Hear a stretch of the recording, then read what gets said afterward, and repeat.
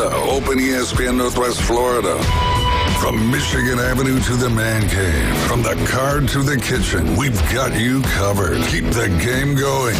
Hey, Alexa, open ESPN Northwest Florida. This is Joanna with your latest forecast on ESPN Northwest Florida this Tuesday. The remainder of the day, sunshine and 69 with a gentle breeze around 10 miles per hour out of the west-southwest. Tonight, clear skies with lows around 57. Tomorrow, sunny most of the day except slight fog at night with a light breeze and a temperature near 70. Moving into Thursday, about the same with a high of 69 and partly cloudy and lightly sprinkling. This forecast is brought to you by Ellis Agency Insurance. Thank you for listening to ESPN Northwest Florida. Rely on it. Introducing Southern Breeze Primary Care. With 45 years of experience, owners Holly Gay and Lisa King bring warm, friendly care, Southern charm, and a family vibe. They are the pros in youth sports, physicals, general health care, Bio-T hormone replacement therapy, certified DOT exams, and Coast Guard physicals. Southern Breeze, 107 West 19th Street, Suite B, 850-248-8002. Walk-ins are welcome and insurance is accepted but not required. Southern Breeze offers breezy solutions for your healthcare needs. Get ready to connect. ESPN Northwest Florida is thrilled to introduce the newest rock stars to the Panama City Beach Chamber of Commerce. Welcome to the Beach Chamber. Lickin' Chicken, Panhandle Aquascapes, Paradise Pets Urgent Care, the Julia Project PCB, Water Clear Pools, Wholesale Payments, Dominic Zahner, and Younger Aesthetics. We're here to champion your success and connect you with this amazing community. Congratulations from ESPN Northwest Florida. And the Panama City Beach Chamber of Commerce, reaching Bay County and beyond. PCB Hobby, the beach's premier hobby store for sports cards, comics, coins, and trading card games. PCB Hobby carries the largest selection of boxes and packs from the latest releases of brands like Topps, Panini, Leaf, and more. Looking for a specific player or team? PCB Hobby has a wide assortment of raw and graded cards. They carry parallel rookie, game used, and autographed cards in both modern and vintage. Have a collection you want to sell? We buy, sell, and trade. PCB Hobby on Back Beach Road, just east of Florida Linen. Call 850-320-8388. Signworks, a business serving businesses since 1985. Everything from signs and banners, vehicles and boats, magnetic and real estate signs, contractor signs, and much more. Signworks can do large format, full color printing too. Signworks, a real professional in the business world. Call Signworks at 785-8899. Signworks, 850-785-8899. Powered by Panama City Toyota. Your home for Auburn Tiger basketball. WGSX Lynn Haven. WVLQ Port St. Joe. ESPN Northwest Florida. Get ready. The Afternoon Underdogs are on the air. Live and local. Weekdays from 4 till 6. This thing is going to be a financial and cultural disaster. The Afternoon Underdogs. Whopper, Whopper, Whopper, Whopper. The Afternoon Underdogs are on the air.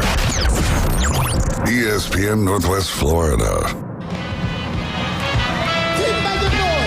Well, what's going on, Northwest Florida? You are now riding with the Afternoon Underdogs, tuned in to 104.3 ESPN Northwest Florida, 104.3 here in Panama City, and 101.9 in Port St. Joe. I'm David Hayes along with Caveman Rick. Shortly, we'll be joined by Max Delyden and by our college football prognosticator, Tyler Bishop. Until then, you guys can call, well, actually throughout the entirety of the show, you can call in 850-215-6290. Hopefully you guys are having a wonderful afternoon today. What a beautiful day it is out there. I mean, the weather is just absolutely phenomenal. Caveman Rick, how are you doing this afternoon? Doing great, man. Like you said, the weather's nice. Kind of sucks we're inside today. I'm not outside fishing or doing something cool like that, but I'm doing something cool in here with you, doing the show. Yeah, there you go. I mean, it would be nice to just, all right, everybody, the weather. I mean, because we only get so, I don't know, I was going to say we only get so many of these days a year, but that's not necessarily true when you think about what we deal with through the summer, but our winters are rather mild and our springs are beautiful, and then falls. Yeah, we are a little bit spoiled. We just got to get through the summer humidity and then a few cold days, cold snaps during the winter. Again, 850-215-6290. Call with your thoughts, with your topics, or your suggestions congratulations.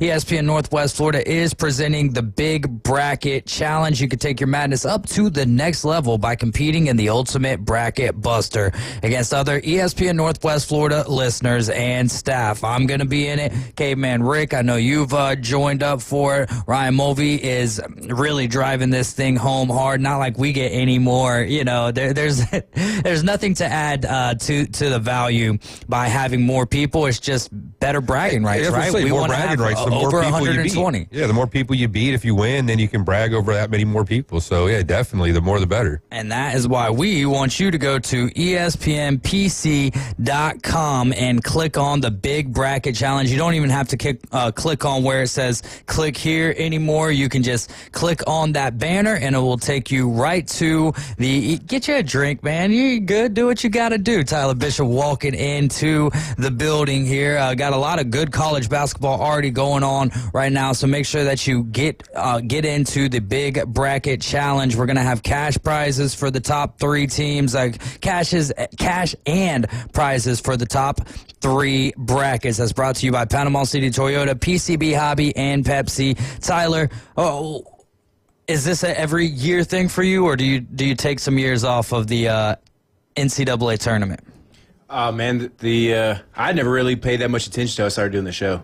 Really? I don't think I had ever filled out a bracket till 2 years ago when we did them. No when I did on the show. way. Yeah, so my dogs are they're saying they're a lock this year. Now we're kind of playing for some seeding here in the SEC tournament.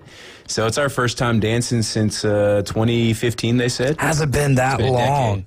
Man, so, and had players like Anthony Edwards, roaming through the hallways there at Georgia. Yeah, and honestly, 2.5, 3 weeks ago going into a bye week, Georgia had to win out basically to make it in, and that including, beating number 3 Florida at the time, going on the road to Texas. So a nice 4-0 stretch. Fans were getting restless. They were getting ready to turn on the coach. Yeah. And then all of a sudden they come out the bye week, win those 4 games, and lock up a spot in the tournament. And now all of a sudden it's all sunshine and rainbows. That's funny. I believe y'all's coach is Mike White, who is the former Florida Gators head coach. I believe he had some success there, but I don't think that the Gator fans were very fond of him. No, and that's a weird trek, right? To go from Georgia territory or from Florida territory to Georgia territory, even though the rivalry may not be as big in basketball as what it is football. It probably is. I don't follow it quite. I mean, it's one of those things if you're a Georgia fan, you just don't like anything about Florida. But it was one of those Florida fans seemed kind of happy he got hired away, kind of saved them from firing him type deal. But Florida's basketball expectations are different than Georgia's as of right now. Right. Florida expects to be in the tournament. Georgia fans are just happy to be there type deal. So Florida's looking to possibly be a number 1 seed in the tournament. Yeah. And Georgia hasn't been in a decade. So, I'm saying? We're just being honest. The expectations and the recent success, because they won two titles in 3 years. What was it, in the mid-2000s? Early Urban Meyer era at Florida football. So, it's, as a Georgia fan, it's cool to see some talent come through. I mean, we have the Asa Newell from who played some of his high school ball over there in Destin, or Fort Walton, one of that area over there. So he's considered to be a lottery pick. So I've been kind of disappointed we had a guy like Anthony Edwards come through, this guy come through and not do anything with it. But we're gonna be dancing, and I'm just telling you right now, dogs are winning all my bracket. I don't know who's in our bracket. I don't care how it shapes up. I'm picking the dogs to win it all. That's why I make multiple brackets every year. I have my main bracket, who I really think is going to be winning it all. And, I'm always diabolically wrong in that one anyways. But I will always, as long as Alabama's in that tournament, I'll go make a bracket just for the NIT if that's the only way that I can get Alabama. I'm not going to be right anyway, right? It's impossible to have a perfect bracket. So I might as well be wrong picking on the dogs. So we're good. Exactly. And you can pick up to 25 brackets. That's just on the ESPN Men's Tournament Challenge. But then you can go to the NCAA.com. You can go to Yahoo, any site that makes up bracket challenges there. I don't know what the prizes are these days actually for a perfect bracket, but I do know one thing. A 16 seed has beaten a number 1 seed in the NCAA tournament 2 times more than a perfect bracket has ever been picked, which has only happened twice. That's still absolutely wild. But then again, I mean, you think about how you can get it down perfect to the Sweet 16 teams, and then one little upset and everything is off the rails, and there's going to be upsets. Caveman Rick last year kind of did a little experiment where he put $1 on every underdog. underdog. Yep. And I think you made plus money on that. Let me get my book out. Then we'll go over it. Okay, yeah, there you go. We'll revisit that as throughout the afternoon. We're going to have your Minute with Max. We're going to be talking a little college football with our college football prognosticator. Tuesday's takes with Tyler. Or Tyler's takes going up on a Tuesday. Winners and losers from NFL free agency, and then we'll wrap up the show with your local scoreboard. Yeah, I got it right here. All right. At the end of the day, I was plus $8.76 after all said and done. After you went through all the games, bet $1 on every underdog and every matchup, and so not bad. So I mean, up almost 9 units. That's not a bad for I mean, right? And then think about if the higher you raise those units, maybe I'll do it again right this there. Year, Let's go to $2, Rick. Let's come on, peer pressure, so I baby. can make a whole like $17 when I'm done. Hey, $17 is more than what you started with. A lot of effort though, man, to keep up with that. Wrote them all down and everything too, but plus money on every win. And so yeah, it was kind of interesting last year, that's for sure. I tell you what, man, with basketball, it's so, especially when you're talking the spreads. We talk about football and the NFL nailing those spreads sometimes, not just picking the money line, but in basketball, anything can happen. Like today, I've got a little 3-leg parlay running right now, and earlier Notre Dame and Pittsburgh were playing to open up the ACC tournament. Notre Dame goes up to put up a shot in the final seconds, like 2 seconds left, and clock expires. They say they're going to overtime, but then that's what the broadcasters are saying, but they called a foul on that very last play. They go review it and everything, send Notre Dame to the line. I had Notre Dame picked, and they were actually an underdog, I believe, straight up. They were like a 2.5-point dog. And Notre Dame ends up winning. Then I had Grambling State winning, and right now it's not looking good because the third and final leg is Colorado and TCU. We've got TCU, and TCU trails by 6 with less than 3 left to go, which, again, basketball's kind of weird like that. It is not bad at all. But I will tell you what, the crazy thing about it right now is that Colorado's 12-19 overall, 3-17 in the Big 12. TCU 16-15 and 9-11 in the Big 12. And it's like, this is what drives you crazy about the sport of basketball. Because if we had these, distances in college football, it's like, this is a no-brainer, and they're probably, like a minus 20.5. This is why I don't bet on sports. I don't follow closely enough to have it's one thing. What about ping pong? Exactly. Speaking of ping pong, man. Oh, we'll finish up. I was going to say, if I don't have some kind of educated guess, it's basically just like buying a lottery ticket for me at that point. Maybe I hit, maybe I don't, but I have no idea what it's. I'd much rather throw $1 or $2 or $3 down on a bet that, more so than getting a scratch off. I don't have as much fun with a scratch off. No, I mean like a 3-leg parlay, 4-leg parlay, throw $2 on it. It's going to last a lot longer than a scratch off. That's for sure. Parlaying is not smart betting, though. No, it's a fool's bet. Exactly. It's not smart to bet parlays, but it's way more fun. Let's be honest about that, man. We'll just better payout at the end if you hit them too. I don't want to pay taxes anyway, so I don't want to win, or pay taxes all the money, so I don't want to win anyways. I'm just funding. It's a whole extra step. I'm just funding Hard Rock. That's all I'm doing. Last night, before we get to Rick's table tennis story, I had a 3-bet parlay in the Golden State Warriors Portland Trailblazers game with just 3-pointers. Right, Steph Curry, the game had already started. He already had 3, needed to get to 5.5. Buddy Hield was at 1, needed to get to, I believe, 3.5. And Anthony Simons was at 1 and needed to get to 2.5.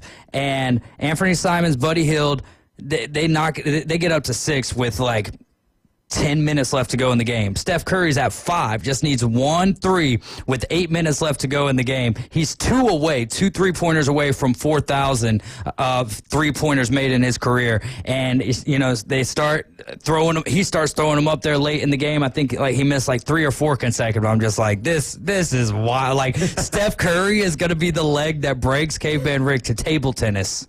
Yeah, so last week I was looking at Hard Rock, looking at making some bets, and I got a free or a bonus bet on table tennis. So I hit it to see what's going on, right? And it pops up, the guys playing, and I'm just dumbfounded. I don't get my mind blown very often, right? and my mind was blown. There's a guy, it's a Polish guy of all things, well, kind of with my last name, but he's got the same last name as I do, Noah Linsky, right? And the only other people that I know with my last name in my lifetime have been relatives of mine, right? Yeah. Like nobody else have I ever seen with my last name. Now, it is a Polish name. I don't think it's over there like in Poland, like Jones or like, Smith or a name like that. It's pretty readily, common, around the ranks of people. But to have somebody with your own last name that's kind of obscure, So I started throwing some money on him. And at the end of the day, I ended up making a few bucks.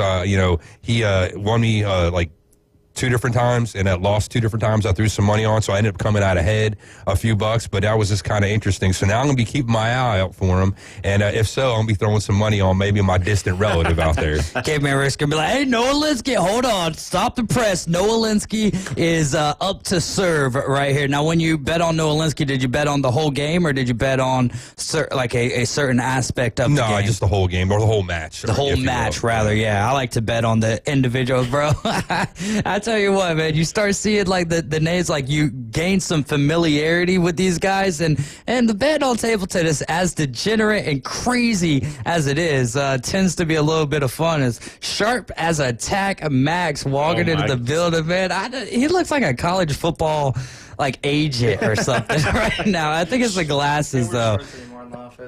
Are you serious? Yeah. He knows this is Florida, right?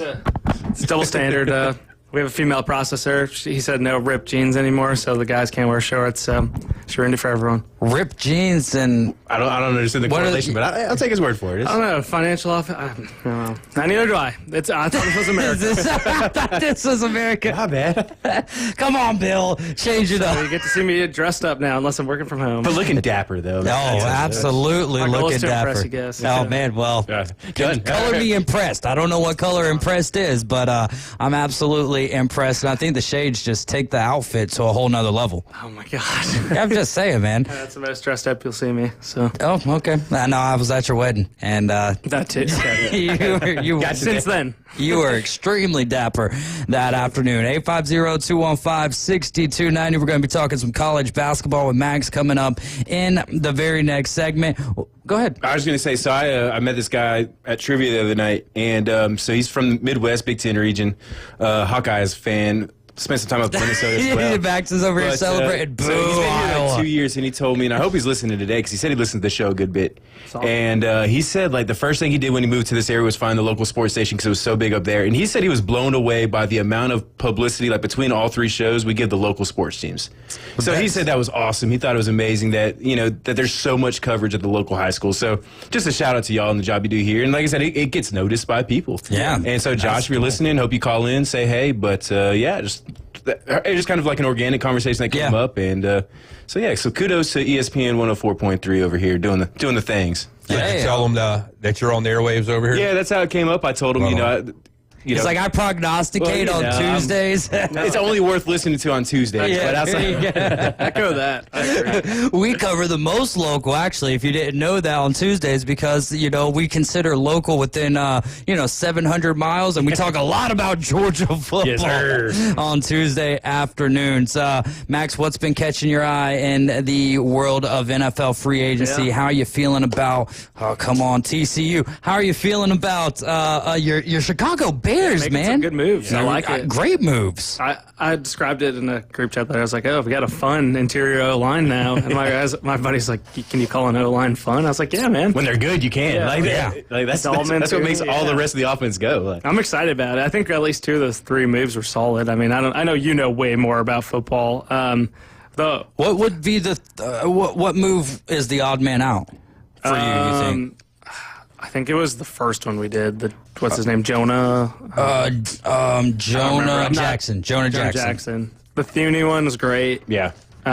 He was like one of, if not the best lineman on the Chiefs' offensive line, according to PFF. And you always get those, like, they took less. I hope that's true for Dahlman, but I mean, our center has been an issue for a long time. So, well, your quarterback's not going to be successful if he's getting rushed up the middle. So, I mean, that was a big thing you saw from Carolina from Bryce Young's first year into his second year. Like, their interior offensive line was by far the worst in the NFL. They went out and addressed that, and Bryce Young had a better second year. Coincidence? No, it's not. It's a direct correlation. But Max and I were texting when the Thuney trade first came out, and I was like, I think the best part about this is you got a guy that's played with Bill Belichick and Tom Brady, Andy Reid and Patrick Mahomes, and now you're bringing that into a new head coach, young quarterback, like just bringing what it's like to be a winner. A lot of times, like, that's as valuable as anything. Yeah. So, I mean, it's going to be really interesting to see what Ben Johnson and the Bears and Caleb Williams, I mean, there's a lot of fun pieces there. I think that's what's got to be the breath of fresh air for me is that last year they kind of, underneath Eberflus, they get the weapons and they try to bring in Keenan. I mean, some weird aging weapons. Yeah. And it kind of made it look flashy. It was like fixing the exterior of the car without, working on the engine. The Keenan one I liked in theory. I don't think he was used properly. Like, I think we overused him on snaps and didn't use him. Like, we were wearing the poor old man out. I mean, exactly. And then DeAndre Swift, like, I get it for some teams, didn't really make sense at the time, still doesn't. And I think, I think Ben Johnson's going to add a lot more speed to the roster just based off of the Lions and how he kind of fits with not only the Lions offense and how it worked underneath Ben Johnson, but what Caleb Williams was used to at USC as well. Yeah, which I'm all for. And I mean, Ben Johnson, obviously I'm biased, and the Bears are always undefeated in off seasons, but I think he is going to be the truth and be a good answer. And I mean, there's no excuses for Caleb now. The interior line's getting built out. Yeah. I know it's a newer offense, but Ben Johnson seems like a guy who's like very straightforward with you. Doesn't do like the dumb, corny acronyms that are like 8 letters long. That he doesn't say Duval. The real question is, like, why didn't they just make this move last year? Why did the Bears fans have to suffer for 17 more games? It's a whole different question. Our great sweet owner passed, Tyler, so now we have a little more autonomy. And we're coming still to my hometown of Arlington Heights. Yeah, but with Ben Johnson last year, they were just coming off of the NFC Championship, and it felt like there was more steps to climb. But he wanted it. He wanted it last year as well? Allegedly. I mean, going based on what Max has said a few times here, that he would have taken the job last year. But we don't. I think it worked out better for you guys this year. A lot of front offices don't. Maybe. I mean, a lot of front offices don't operate like the Bears, and we're always a few steps behind. We catch up. We draft a new quarterback. We keep that failing coach for 1 year. So, Justin Reed just got signed by the Saints for a 3-year deal. I don't even know how they made that happen when they're like negative $65 million in cap hell. Speaking of the Panthers, too, by the way, I liked what he said about Bryce Young because, like, I mean, he did look like a totally different quarterback. Granted, they all call what Canales. After he got benched quarterback is when he that's true. Yeah, the quarterback whisper. Canales. Lived up. Yeah. That's my wife doesn't really care about sports that much, but that's probably one of the people she would definitely leave me for. So when the Panthers are on, I got to change the channel. She was like cleaning one day, and I had the game on. She's like, "Who's that?" She's like, "Who's that guy? Is he a player?" I was like, "No, he's the Panthers head coach." That's the bad thing now. Whenever him and Dansby come We're up, never going to Charlotte ever, Vicky. So go ahead. Yeah. Well, no, cross that one off. The bad part about it now is like it's already one thing with the players, and all of these guys are not just stacked, but they're 25 and rich as all get out. Not built but like now I mean that takes a while to catch up to. But now now all of the head coaches, they're not like old and they're not all Andy Reid's and Bill Belichick. Well, Bill Belichick never mind. Hey, Bill Belichick's pulling, son. His girlfriend's younger than Chad Baker Mazzara, so good for him. It's true. Hey, throw some shade. You can throw That's as not much even shade. That's a compliment. No, it's just it is. It is absolutely facts. What was the most underrated move in free agency, Tyler? Oh man, I mean Daniel Jones. Yeah, right. Daniel Jones. I don't know if it's underrated, but I don't know what the Browns are doing. Yeah, like trading for Kenny Pickett. Okay, why? I mean, why are you signing Miles? Like Miles Garrett wanted to win. Now he really just wanted $40 million. I think that's kind of the funny. I mean, because Max Crosby wanted to win. Yeah, and then he got $35 million a year. DK wanted to go somewhere warm with a good quarterback, and he went to Pittsburgh. And then we see Miles Garrett. That's the funniest trade. I think Miles Garrett wanted to go somewhere warm and win and. Yeah, he's staying in Cleveland. Mistake on the lake. I mean, I guess it's really just the money being thrown at some of these guys. All of a sudden, what they actually want was really. Well, Crosby said he didn't even want to go to the Chiefs. So I guess he didn't want to win that bad, or whatever. I mean, he said he didn't want to go to the evil empire. To play for like a team that you've hated, I guess, because that's a pretty big rivalry. Yeah, rival. So I could understand that, but there's other winners out there. He could have gone to Baltimore. He could have gone to Philly. He could have gone to Buffalo. Right? There's other places, but it's just funny that we want to go do these things until somebody throws a ridiculous amount of money at you, and then it's I'm good. How about Justin Fields getting 2 years, $40 million, $30 million guaranteed? That his agent, him and Geno Smith's agent are just elite finessers. Maniacal. I will say I did like that move for the Raiders though. To go get Geno Smith. But I guess the Seahawks. What are you? I mean, you got rid of Geno Smith, got rid of DK. Tyler Lockett leaves. They got rid of Ryan Grubb, their offensive coordinator. Yeah. So like obviously, Bama, right? Mac McDonald saw that offense last year and hated everything about it and wanted to completely retool it. Oh, Sam Darnold only has JSN to throw the ball to now.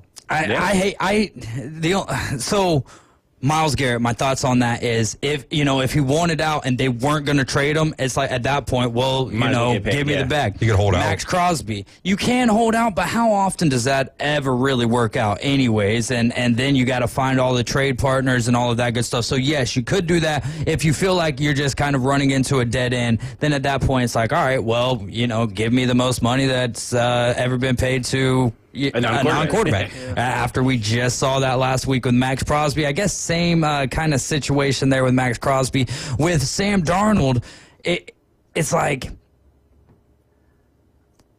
that was his opportunity, right? He's not going to, more than likely, he's not going to have another year like he had. So I think the Seahawks, I'm happy for him that he got his bag, if you will. But 100.5. 110.5, I believe. They kept saying like back and forth. And I believe it's 110.5. But again, if they're saying back and forth, and we're talking about the people like reporting it, I mean, you're right. Those guys got a lot more intel than what I do. I've got their tweets. That's what I like it so mad because I'm sure we all have like some guys' tweet notifications on. Yeah. And Rappaport is such a clickbait guy. Like he loves to go, wow, crazy move by so and so, and you never see the notification where it's like Shams is always like, free agent so and so signs with the Nets for $12 million. Like you don't have to open it. Like, that's why you got to sign up for Barrett Schefter's notifications. No, I need to mute that. I can always know that I'll know the acquisition 5 minutes after I got the notification a second time from Barrett. Yeah, there you go. Looks like Colorado is moving on in the Big 12 tournament after beating TCU 69-67. 3-17 in the Big 12. Colorado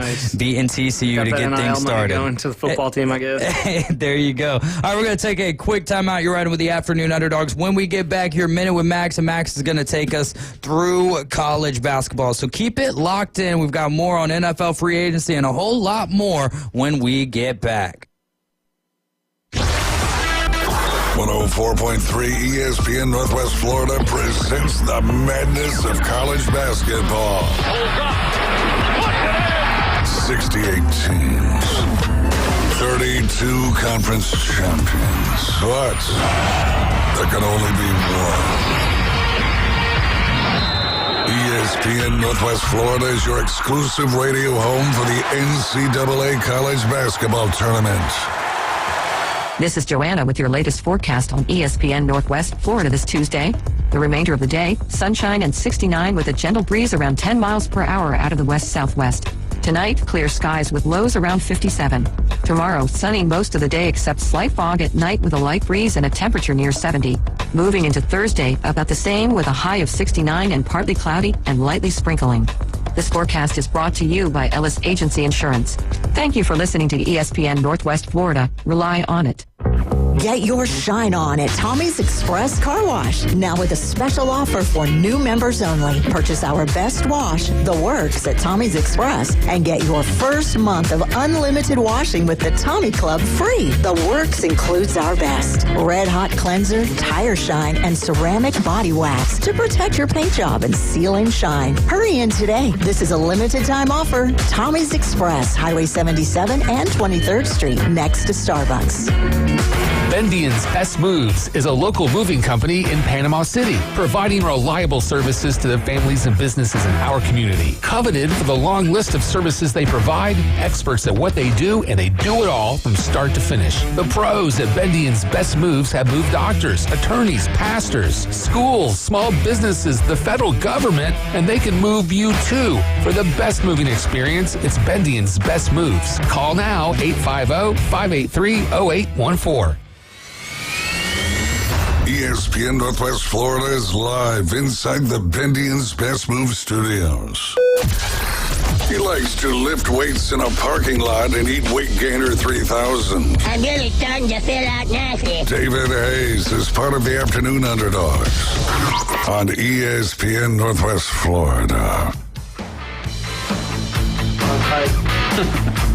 We got Max DeLyden in the building with us, Caveman Rick, Tyler Bishop. I'm David Hayes. We're the Afternoon Underdogs, and this is ESPN Northwest Florida. We are your spot for select Orlando Magic games, and they will be playing this Thursday right here on our air, coverage starting at 6:30. But y'all get over there to ESPNPC.com, click on the Big Bracket Challenge, and join in. That's brought to you by Panama City Toyota, PCB Hobby, and Pepsi. We're live from the Bendians Best Move Studios. Give Quentin a call at 850-583-0814. Max, this is your minute. Coming in looking professional as we've ever seen you.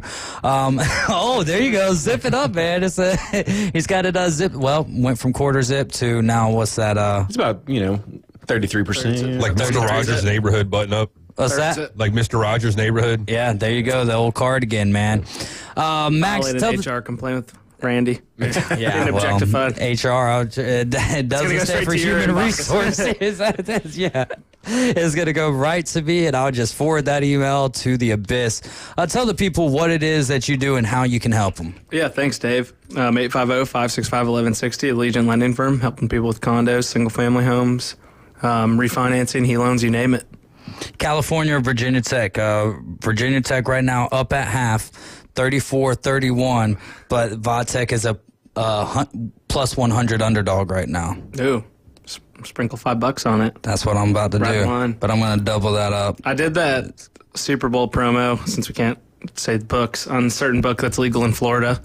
That one book. Oh. And where you get $5. It was like if you bet like $50 or $100. We can't say books in Florida? I don't know. Can you? I don't know. We do. I don't know. I'm not employed here. Hard Rock. Please don't.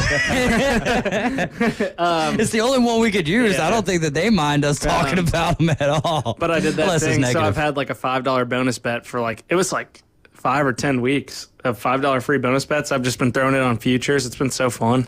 Oh, nice. If you don't use your free bonus bets on futures, you're doing it wrong because you got to go for the high payout. Yeah, there you go. Free bonus bets on futures. Yep. Who would be Words of wisdom right there. Who would be your future bet for the NCAA tournament to win the whole thing? I have two. I'm glad you asked. I did a month ago. I have Houston at plus 900 and Florida at plus 900. So a little before they got hot. Which one do you like better? I mean, it's hard not to say Houston, I think. Yeah? I don't know. Because they can finally shoot from the perimeter? Yeah. Yeah. And I know he's an old Hoosier. Probably should still be the coach there. But Kelvin Sampson is a heck of a coach. Yeah. And I don't know, just their brand of basketball, like a lot of my Bama friends really want to play Houston, and be in that bracket. And I don't know if that's what you want. Be careful what you wish for, because I think they'll slow them down.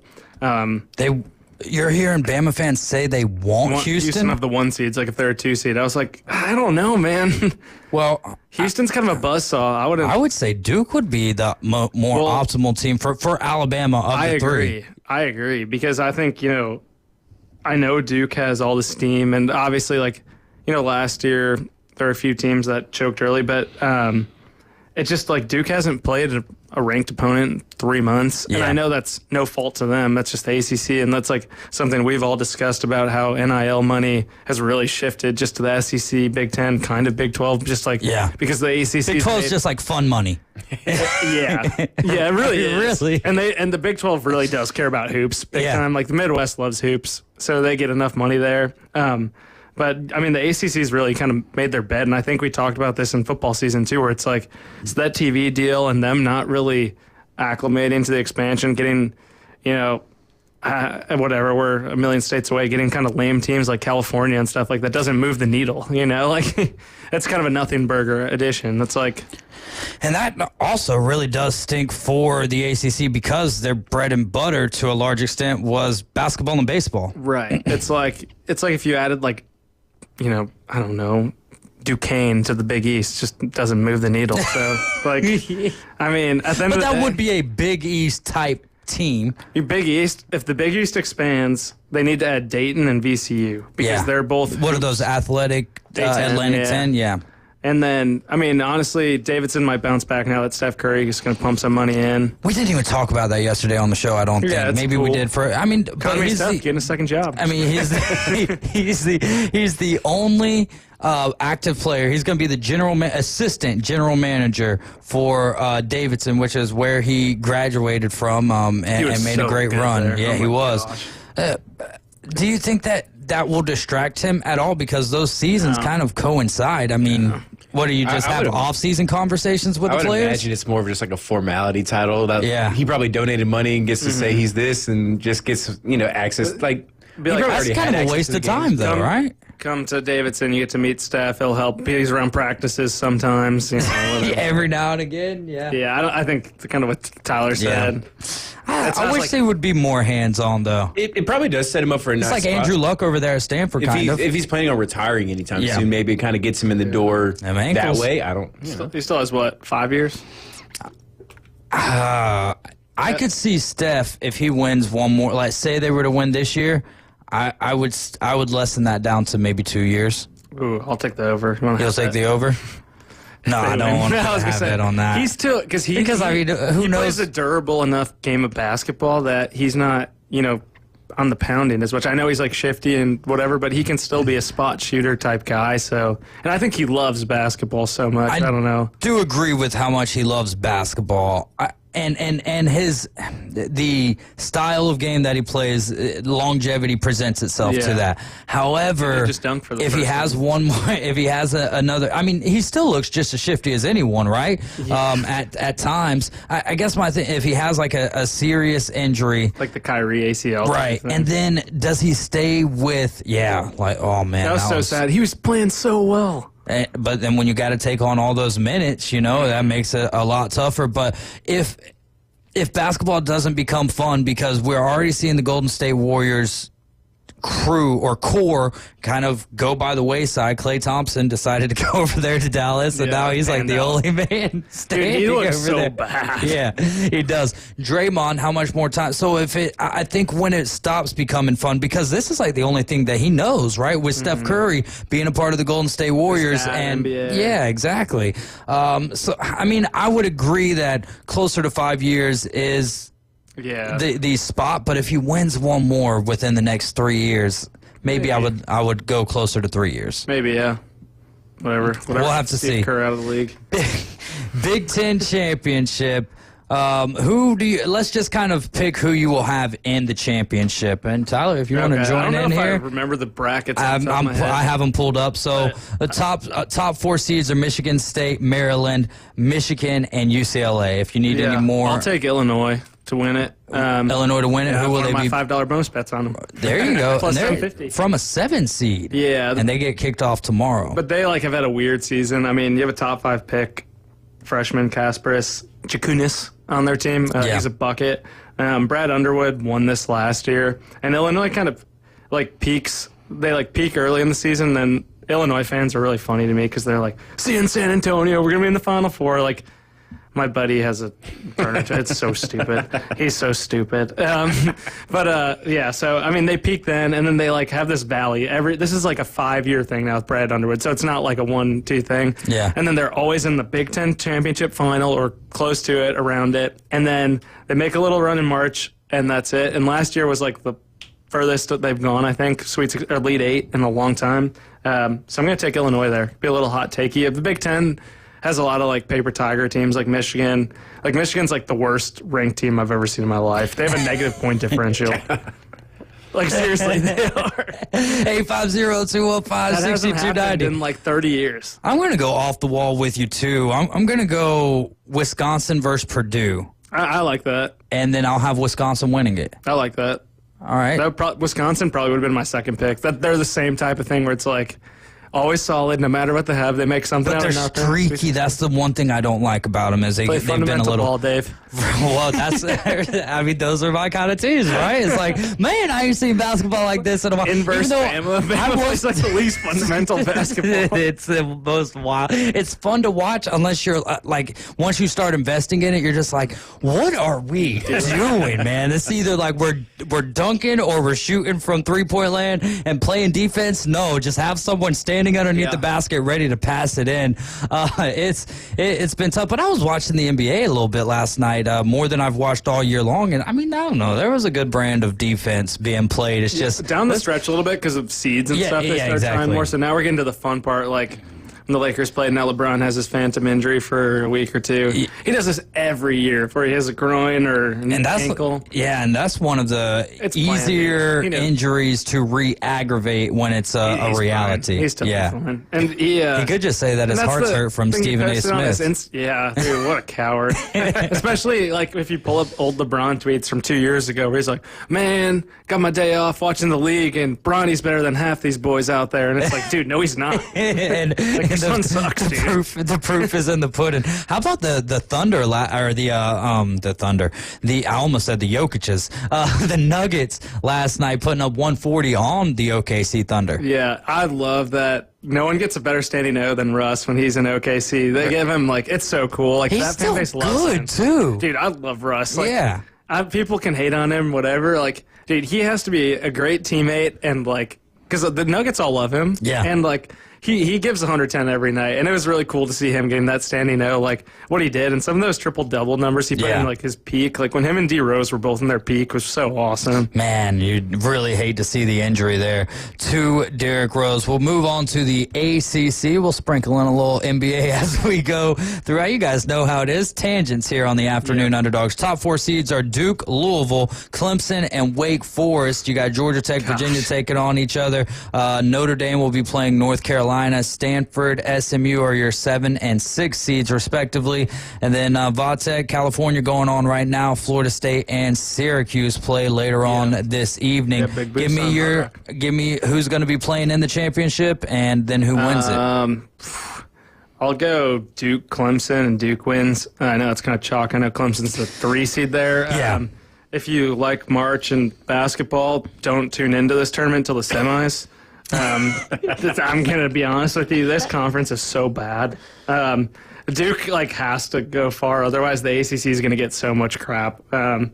Wake Forest is a 4 seed. Man, Clemson's not bad. I think Clemson has a decent chance. And what Kelsey did this year at Louisville is really cool. They smoked Indiana before they lost their second best player or whatever. And I think it's cool that he was running in the stands.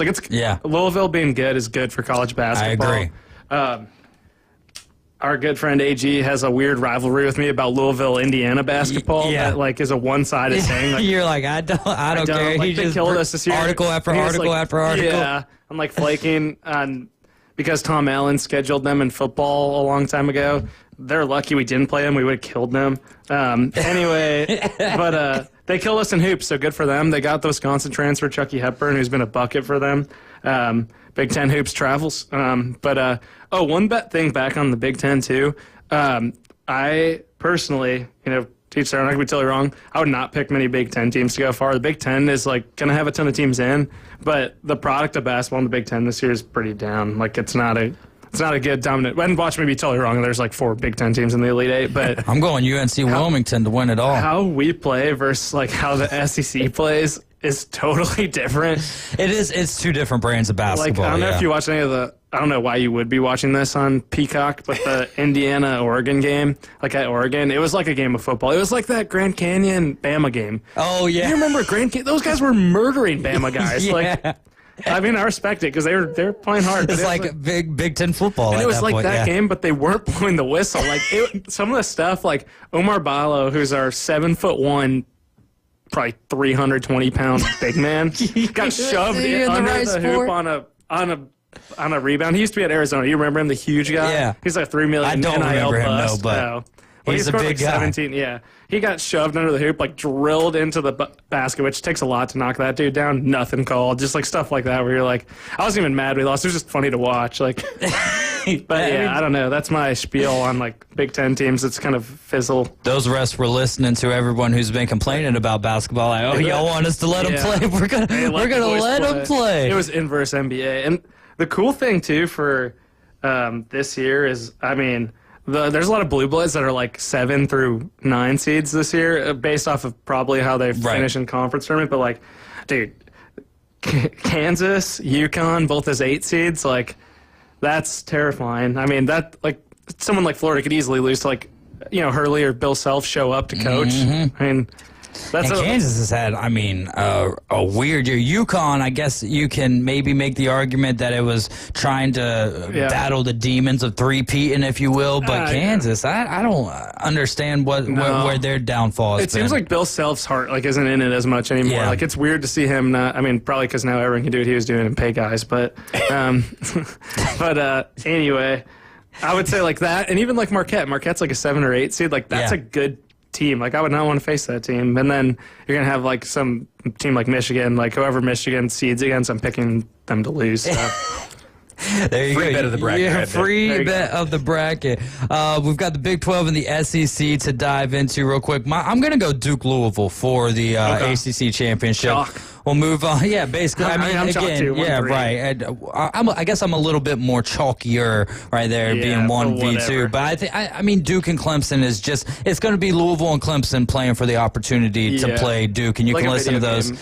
We should just simulate Duke to the finals. There you go. You can listen to those semifinals right here on ESPN Northwest Florida. Coverage will be starting at 6 o'clock on Friday evening. Big 12 tournament underway today. We've already had Colorado beat TCU. They were the lowest seed in the Big 12. Cincinnati took care of business against Oklahoma State on that very ugly court that they're utilizing. It's just like a whole bunch of Roman numeral 12s going across the entirety of the floor. Gross. Kansas State and Arizona State play tonight. Utah and UCF will wrap up the evening around 8:30. Your top 4 seeds: Houston, Texas Tech, Arizona, and BYU. Give me who you got in the championship, and then who wins it. Oh man, I'm gonna go. Who are the 2 and 3 seeds? You've got Texas Tech and Arizona. Ooh. So they're playing against each other, and then no. They're on one side of the bracket, and then Houston and BYU are on one side of the bracket. Where's Kansas? Are they on the other Kansas side? is they are a 6 seed, and they will be playing the winner of Utah and UCF, and they'll go on to play Arizona. Let's go Houston over Kansas. Why not? Houston over Kansas. All right. It's the boys buzzing. I mean, there's so many 5 stars on that lineup. I just want to go against the grain because I didn't realize Texas Tech finished second. Wait, where's Iowa State in there? They're number 5. They'll be playing. But they'd play Houston. They're playing Cincinnati. Then they would play BYU. Then they would play. So I want to find a way to put BYU in there, but I can't because they're going to play Houston. So I'm going to have. Baylor is always a fun favorite too. I'm going to go Baylor and Iowa State. Okay. So I like that. I would be all over that game. Baylor, Iowa State, and I'm going to give the edge to Iowa State. It started out so hot, and they've just drifted away. Another thing I like about these two is that the Big Ten starts a day later. Yeah. I think the ACC might too. No, the ACC started today. Big 12 started today. Big 10 and SEC start tomorrow. Yeah, and they both end on Sunday, right? Yeah. I know Big 10 ends like Big 10, 20 minutes before selection show starts. Like every year. Yeah, they're kind of late. They started like griping about it. It's like, oh, get over yourself. Yeah, I mean, I would like to see all of the games well done before selection starts. Selection Sunday starts at 5 p.m. on Sunday, especially as it tickles the itch. You get those games. You get like the noon and the 2 Yeah, but then you got PM. Selection Sunday. Essentially, I guess they don't wait on it. No, because it's hype. Because you got the guys still in their jerseys getting hype on the live video. I don't know. Yeah. Hey, if you like it, I love it. Top 4 seeds in the SEC tournament: Auburn, Florida, Alabama, and Tennessee. Who do you have playing in the championship, and then who do you have winning it? This is obviously the toughest out of all of them. My gosh. Yeah. It's gonna be wrong, whatever I say. So probably. I'll go.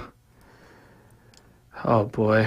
I'm just going to go against the grain just because, like, this one's impossible. I'm going to go Tennessee over Florida. I was literally about to say, going to say like Tennessee. You love it. All right, I'm going to change it up a little bit then. I'm going to go, I'll have Texas A&M representing the northern hemisphere of the bracket, and then I'll go Texas A&M versus Kentucky. That would be such a weird matchup to see for the SEC championship, and I'll have Kentucky taking their crown back in the SEC. Texas A&M, Kentucky winning the whole thing. Do you think that the SEC gets 12 or more teams in to break the 2011 Big East record of 11 teams? Yeah, with these mega conferences is going to start happening. I think they'll probably get 13. Ooh. They're pushing because ESPN got the agenda. Also, got the agenda. Also, I'll say this: the best. I gotta remember where we're. The best place to watch college hoops is CBS. Those broadcasts are so much. They were just. Like the quality of them, or like the content. Just everything in general. Yeah, I would agree with that. I think ESPN's all right. No, I mean it is, but I would say They'll tell you that Shohei Ohtani's up. Wait, where's Gus Johnson at? Does he still call college basketball? Yeah, is he Fox?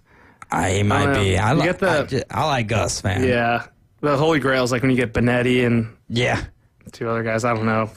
CBS is. Well, it's not Bill Walton and RP. Yeah. Peace. Yeah. Did Greg Gumbel die too?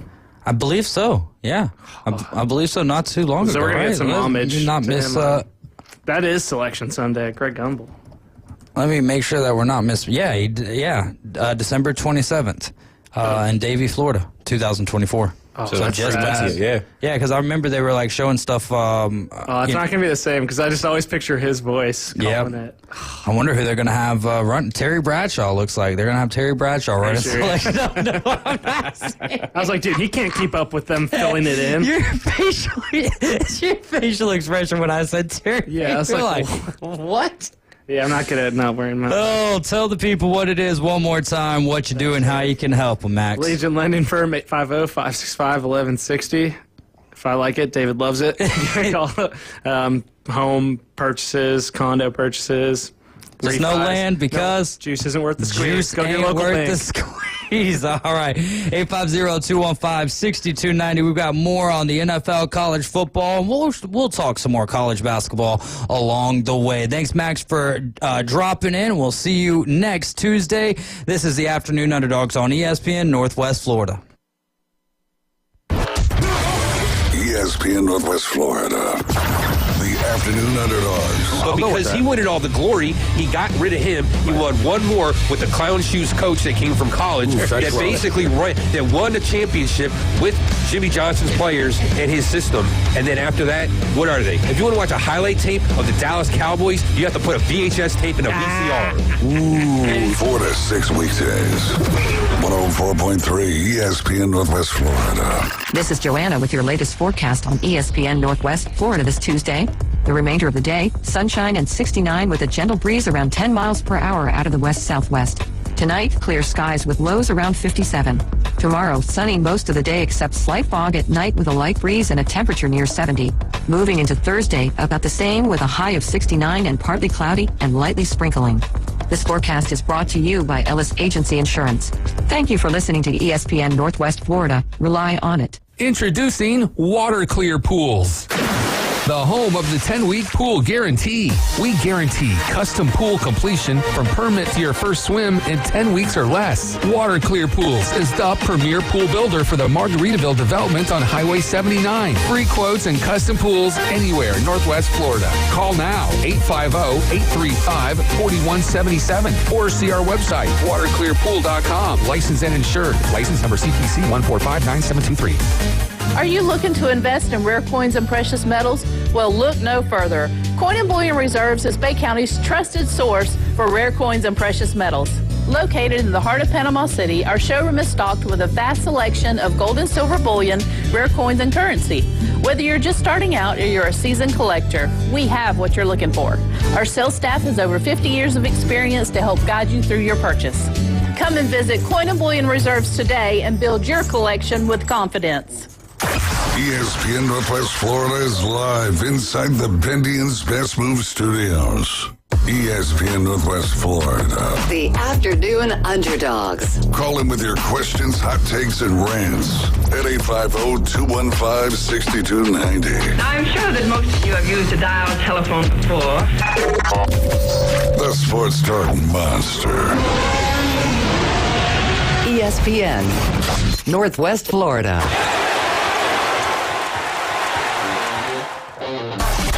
ESPN Northwest Florida presents the most college basketball. Three-pointer, college basketball is back. the Panhandle's destination for live play-by-play. The SEC, ACC, and beyond. Oh, you saw that coming, Rampant. The biggest games play right here. ESPN, Northwest Florida.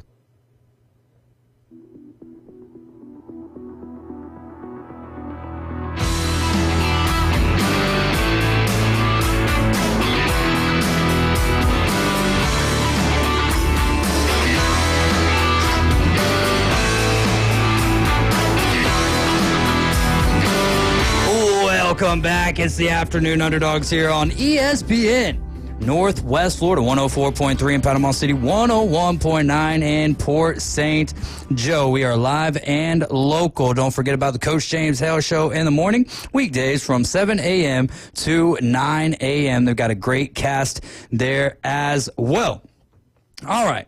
Tyler Bishop in the building, Caveman Rick, I'm David Hayes. 850-215-6290 is the number to call. We're going to be getting into some prognostication with Tyler coming up in the very next segment. Always a great time to have Max DeLyden for as long as we can have him here in the building with us. We've got a college football trivia question for you guys this afternoon as well. Clemson gave up 14.8 points per game during Brent Venables' final season as defensive coordinator for the Clemson Tigers. He also said recently that he's taken over as the DC, or as not as the DC, but as a play caller defensively for the Sooners in 2025. Why? Because he's good at it. When was the last time Oklahoma gave up less than 15 points per game in a season? Do you have a guess? I've got a little bit of a guess, yeah. Yeah? Yeah. So I mean, it seems like you're spot on. I won't tell you if you're right or wrong. Just give me a... I mean, I'd have to go back and actually look at the years I'm thinking about, but I'm assuming it has to do with the last time he was in Norman. But there's a possibility, but we're looking for the year. 850-215-6290 is the number to call. We've got a 12-pack of Buffalo Rock, a not the, but that boot store gift card for you, and a Golf Plus gift certificate to go along with that as well. We're looking for when was the last time Oklahoma gave up less than 15 points per game in a season. Get on over to ESPNPC.com, click on the Big Bracket Challenge, and join us for our bracket challenge, brought to you by Panama City Toyota, PCB Hobby, and by Pepsi. So Daniel Jones to the Colts. We had Greg Calvert earlier saying, go Colts, Danny Dime. Then Johnny Yankee Seed starts conversating with him, says, you're about to experience the pain I felt because Johnny Yankee Seed is a Giants fan. Greg says, I don't know. He could be better with a real organization. Johnny Yankee Seed said Giants got a good corner and safety. They got Javon Holland over there from the Miami Dolphins. But yeah, so what do you think about 1 year, $14 million? Not necessarily Justin Fields type money for Danny Dimes, but he's got more experience than Justin Fields. What do you think about the Colts move there to go out and grab Daniel Jones? I don't hate it. It's interesting because, what was it, 3 years ago now? Danny Dimes got that $40 million deal from the Giants with Brian Daboll after his first year there. But, Anthony Richardson has played, 48% or something like that of his possible career games. So as long as Anthony Richardson is in Indianapolis and until he proves he can play a whole season, you got to assume your backup quarterback is going to play significant minutes. We've seen it with Joe Flacco. We saw it with Gardner Minshew the first year. So, having a guy that has as much NFL experience as you can really hope for, and really a guy that's got I'm not going to say he's the exact same skill set as Anthony Richardson, but a guy who can run really well, probably underrated as a runner even today, despite some of the big runs he's had in the NFL. But, I don't think he's a guy you have to change up your offense a lot for if you're the Colts. Like, whether it's Anthony Richardson or Danny Dimes, I think you can keep a lot of the same stuff there, which Who do you think throws better, Daniel Jones or Anthony Richardson? Who's got the better accurate arm? Deep ball's got to be Anthony Richardson, deep ball's Anthony Richardson. I would probably imagine the shorter to intermediate, so it's probably going to be Danny Dimes. Yeah. I'm not saying so they've got a perfect combination. If they could combine them, yeah, probably. Well, just run a dual quarterback system, right? All right. Hey, this plays for Danny. The next one's our AR. Just have them kind of like old school Little League football where you send one player in with a play, just alternate quarterbacks out there. I like it, man. Johnny Yankee Seed hitting us with another update. Bagler for Hecker He is a Tennessee Titan. That's a all-pro punter there. They let go of Ryan Stonehouse today, so woo! They get as many all-pros in the building as you can, right? What team would you say so far has crushed it in free agency? Oof, man. It's so many moves. It's a blizzard. They were of coming moves. out like fast and furious for a while too. Like and it's not even, and none of these are official until tomorrow at 3 p.m. Yeah, I will say I kind of like what the Bears. We kind of talked about a little bit, shoring up that offensive line on the interior is always big, especially for a young quarterback. New scheme. The Texans are doing weird things. I mean, the Commanders are doing some. I like the moves the Commanders making. Getting Laramie Tunsil. Yeah. I know they let Jonathan Allen walk. He ended up signing with the Vikings, but signing for a guy like Laramie Tunsil or trading for a guy like Laramie Tunsil. And I know it was a collection of picks, but I don't think it was a lot of high picks. And I mean, Laramie Tunsil is a guy when healthy has been arguably one of, if not the best left tackles in the league. So I think that's huge for a young quarterback in a division where you're playing Micah Parsons, you're playing the Eagles. You're playing the Giants. You know what I'm saying? There's some good, talented pass rushers in that division. I think that's a big move for them, especially with a younger quarterback that you want to keep healthy and a guy who, at least in college, was prone to taking some big hits. He was a little bit better about it his rookie year, but you got to keep those quarterbacks healthy. Michigan State Bruce says Bears still have the worst line in the North. So, I mean. He may be right, but the Vikings have a very solid offensive line. The Detroit Lions have a great offensive line, and the Packers. Green Bay Packers. I mean, I think it may be more that they're all pretty good O-lines, more so than what it says about the Bears. I think it says what the division as a whole is probably the best collection of offensive lines in the league at that point. And so, they could be the worst in the division, but still be a top 12 O-line. I mean, I'd have to go and look at all the lines as a ranking, but. Obviously we have to wait till free agency's over, the draft and all that good stuff, but. Yeah. Well, there you go. Someone giving me, he said Kentucky winning it all because I'm going to go with, I'm not even solidified on that. I'm just looking at the bracket.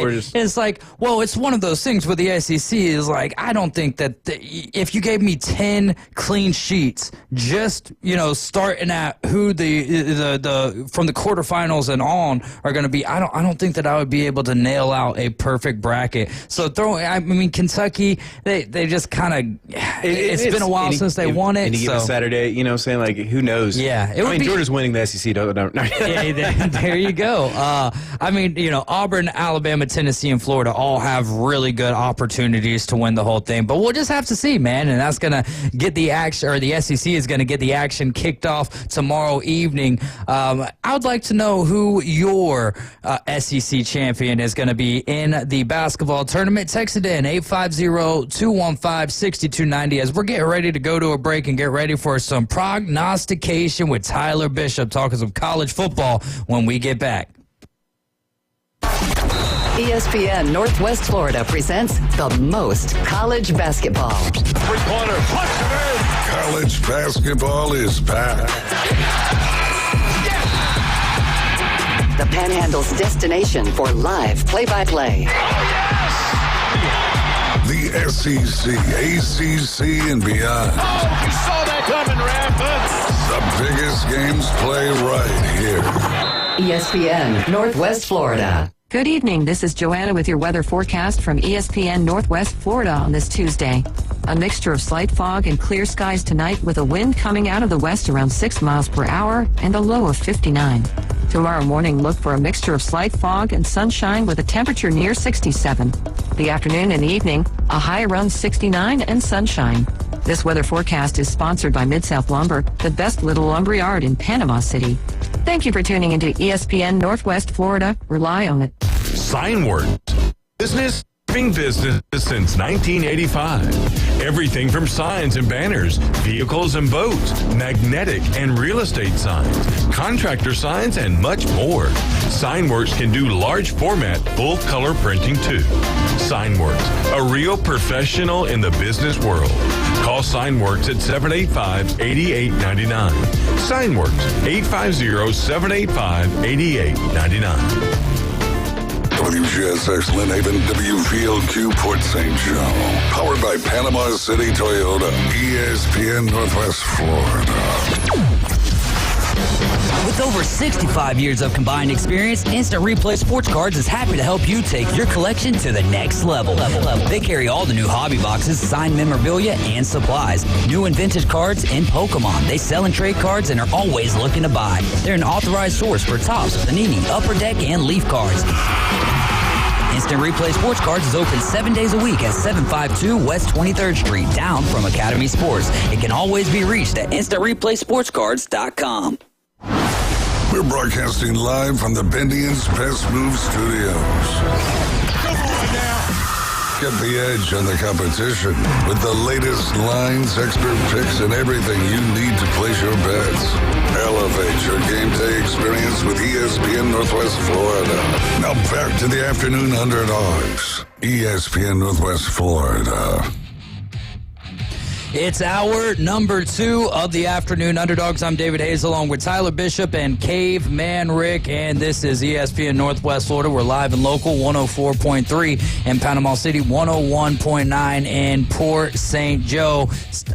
Y'all still have plenty of time, but I'm going to remind you every time to get over to ESPNPC.com and click on the Big Bracket Challenge and join. To make it more fun, invite your friends, your family, your coworkers, and your enemies to join the madness. That way you have one up on your enemies. Brought to you by Panama City Toyota, PCB Hobby, and Pepsi, and all those great sponsors will be helping out our winnings, if you will, for this particular bracket challenge. We're going to be giving the top 3 finishers some cash and some prizes along the way as well. So it should be a great time. You mentioned in the break there about the wonderful signings that the Miami Dolphins have made. They bring in Juszczyk. They signed another fella from the Lions, and then Zach Wilson. I mean, is Tua's job on the line? No, I mean, but he's kind of like we were talking about with Anthony Richardson in the last segment. Like, can you really count on Tua to play 17 games? I'm not betting on it at this point. It's not. It's happened like what? Do I really twice, want Zach Wilson? Once in his career? I really want Zach Wilson to be the guy. If I'm a Dolphins fan, I'm perplexed. It's like, listen, I know that the quarterback situation looks, very bleak at this point in time because we don't know the availability on a regular day basis for Tua Tagovailoa, but also there's other guys in the draft that might, we don't really know very much about. With Zach Wilson, at least we know he can't even beat out. And this is no shade to Bo Nix. Bo Nix showed his tail off. Yeah. Right, exactly. But, I mean, he couldn't even beat out Bo Nix. And who was the other quarterback? Because he was third on the depth chart. Yes. Yes. Point proven right there. I mean, I guess if you want to be a glass half full Miami Dolphins fan, like, you've got a guy, your head coach, McDonald, McDonald's over there in McDaniel, sorry, yeah. Comes from the Shanahan tree, which is a very quarterback-friendly system. We kind of see with Brock Purdy, Jimmy G, some of those guys, even going back to the elder Shanahan. But, you got a guy, Zach Wilson, young, has some talent, mobile.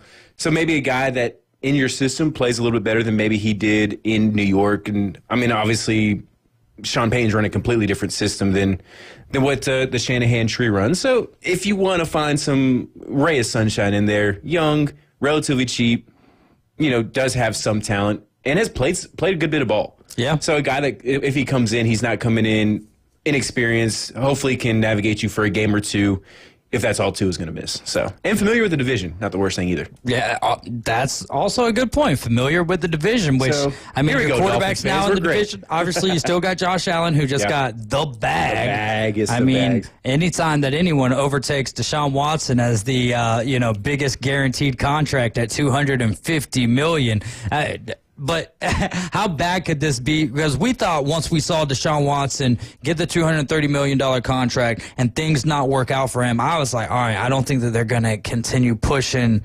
guaranteed contracts for guys like this. Now, what if injuries start playing a role in Josh Allen's career? Then it's the Madden curse, but you call it the bag curse. That's kind of the risk you take because if you don't give that money to Josh Allen, somebody's going to. Yeah. And if you're the Bills, can you But he still had 2 more years left on his deal, I think it was a little premature, but... Yeah.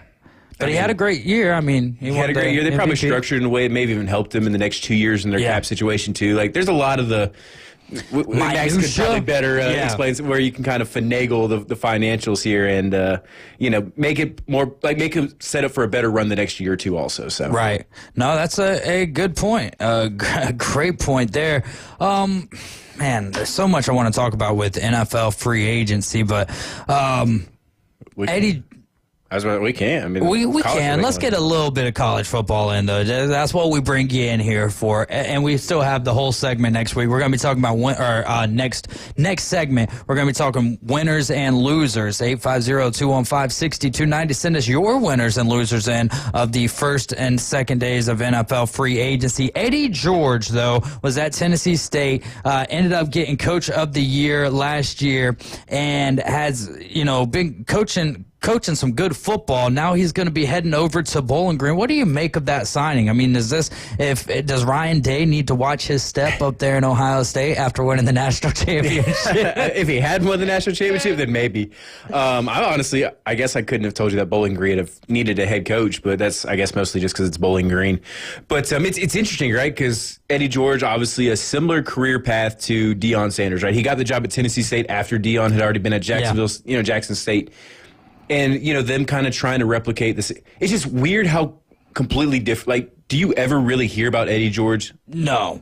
I mean, and I'm not saying he wasn't. I mean, they obviously had a great year this year, won 9 games, won Coach of the Year. But, the way, he handles himself versus Deion handles himself is just completely. And I'm not saying one's better or worse. They both are who they are. Right. It's just kind of weird, how one's in the limelight and one's just doing the things that need to be done. And so, I don't, and I think for a lot of people, a lot of people wanted to blame people didn't like Deion for a lot of reasons. Yeah. But I don't think anybody's disliking Eddie George, and he's got a lot of those same reasons that people could dislike him for. And the way he's kind of going about his business, I think people respect it, just kind of the workmanlike mentality. He's not acting entitled in the media like Deion did at times and things like that. And I think it's going to be a great story. Could you imagine in 3 or 4 years, Eddie George is the head coach of a prominent school, whether it be Notre Dame or Michigan or Ohio State or even a school like Florida or West Virginia? I think it'd be really cool to see Eddie George come in and especially our age, right? We remember Eddie George on Madden. As a Titans guy, that's it's even more so. I think it's cool seeing some of these guys get into coaching. I mean, we've seen in the NFL a little bit now, Aaron Glenn and Dan Campbell and Mike Vrabel and some of those guys we watch play. But Eddie George is a little bit different as far as maybe his notoriety and his stardom there than some of those guys. But I think it's awesome for him. Seeing a lot in the NBA as well. Last night I was watching that Golden State Warriors and Steve Kerr won right there. J.J. Redick over there with the Lakers. And I'm looking at the Portland head coach and I'm because Portland's a team that you don't really hear a whole lot about since Dame left, and Chauncey Billups is the head coach over there. It's oh my goodness, they're everywhere, and I like that kind of stuff, man. It brings the nostalgia aspect of it, to the forefront, and I think that's always a lot of fun. 9-game conference schedule is going to be continuously talked about until either the SEC does it or they don't. Mike, I asked this question yesterday to Steve Barnes. My question to you, Tyler, is: does a 9-game conference schedule help or hurt the SEC in this day and age where you don't really get any credit for your strength of schedule? So what do you think? Does it hurt or help? After what we saw I am in no way saying the committee got it wrong last year. I was a big proponent with a lot of things. I predicted a lot of those things to happen because I thought that's quote unquote right.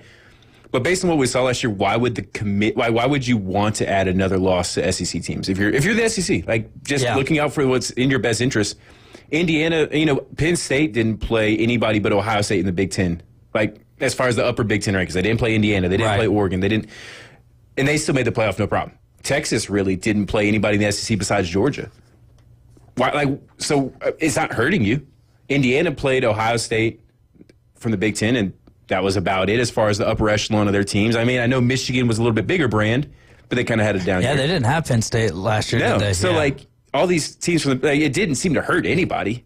So why would you at that? You know what I'm saying? Obviously, once the playoff system changes and we get some whatevers, then maybe it's more worthwhile. But in the short term, until they change some of the selection process, you're just hurting yourself. Well, and I think another thing is the more conference games that you add, you get to 9 and you're taking away the opportunity for some of the high-profile non-conference games. And I think that the closer that we get to having 4 non-conference or 3 non-conference games and all of them are cupcakes or, not at the same level programs, I don't think that's good for college football one iota. We're going to go from Eddie George to Michigan Eddie. Michigan Eddie, you're riding with the Afternoon Underdogs. What's going on? Michigan Eddie. Tap, tap, tap. All right, we're going to go ahead and move right along here with college football then. Thanks so much for the call. Johnny Yankee Seed is already commenting on the winners and losers. We'll dive into that when we get back, but we still got some time here for some college football. Dante Moore, he is going to be the quarterback more than likely for the Oregon Ducks, taking over for Dylan Gabriel, who took over for Bo Nix. So it's back-to-back years now for the $10 million man, almost $11 million man, Dan Lanning, to replace his quarterback. Can Dante Moore live up to his predecessors? This is an issue because a lot of things that get lost in the shuffle when talking about Oregon the last 2 years is how experienced those guys were. Bo Nix broke the record for most starts by an NCAA quarterback, and then Dylan Gabriel turned around and broke it the next year. So you've got a staff, an OC, they've been heavily leaning on guys who have played a ton of games and not even a ton of games at Oregon. Bo Nix was at Auburn for a long time. Dylan Gabriel was at UCF, then Oklahoma, then making his way up there. So these are guys that had experience in some big atmospheres. I'm not going to say big games because Auburn and Oklahoma and UCF didn't really play in probably prestigious games by any means. But, they played a lot of ball. And for the quarterback position, I don't think that can – we saw what Bo Nix came in and did in Denver and had a pretty good transition there. I think if you're expecting to be a Heisman finalist like the last 2 guys – it's possible just because I think Oregon's going to be one of the better teams in the Big Ten. They have a lot of talent, so maybe he can put it. And we've seen that's what the Heisman's become, right? If you're a quarterback on a top tier team, you're going to be mentioned for the Heisman. I don't think it's going to be as smooth of a transition because he doesn't have the reps that those guys had in game. He started probably 10 or 12 games from UCLA, whatever the number ended up being. Now he's a year removed from playing any meaningful football. Right. I don't think he's just going to jump in there and be ready to go like some of these other guys were. Which is wild. When you look across the board, Georgia replacing their quarterback, Alabama's going to be replacing their quarterback, Ohio State replacing their quarterback, Michigan, I believe, is going to be essentially probably that freshman coming in that Barstool Sports bought the other $10 million man, right? So a lot of Texas, as much as Arch Manning has been there, he hasn't been the full-time starter. Oklahoma, I believe, is going to be. It looks like especially when you just look at the SEC, where Tennessee, Florida, and South Carolina. Depending on how we're feeling about Lenore Sellers, so that'll take us there. Does South Carolina make a big jump this year because of their experience that they have at the quarterback spot? And then I got a kind of a follow-up question about the other quarterback you mentioned, and DJ Lagway. It's possible. Beamer has probably exceeded most people's expectation in their mind, especially.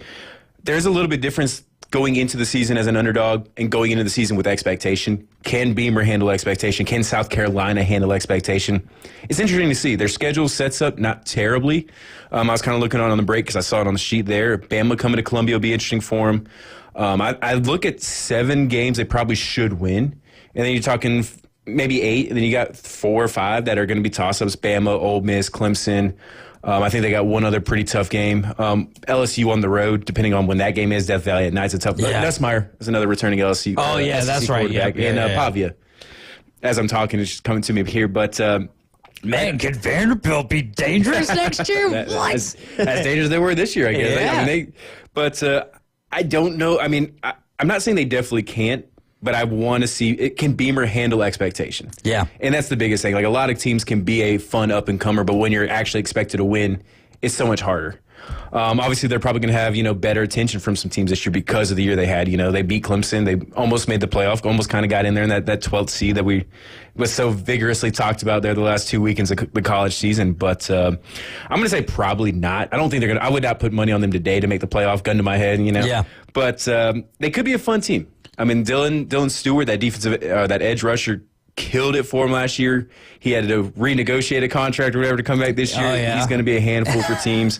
They lose Rocket Sanders at the running back position. Yeah. So I'd have to go back and see some of their acquisitions and losses on that offensive side of the ball. But Sellers was a fun quarterback and really, really started doing some things down the stretch there. Does Nussmeier, I mean, really kind of started early on in the season against LSU, right, where that's kind of where they put themselves on the map, and they were real close to winning. Arguably should have won. Yeah, and just fell apart there.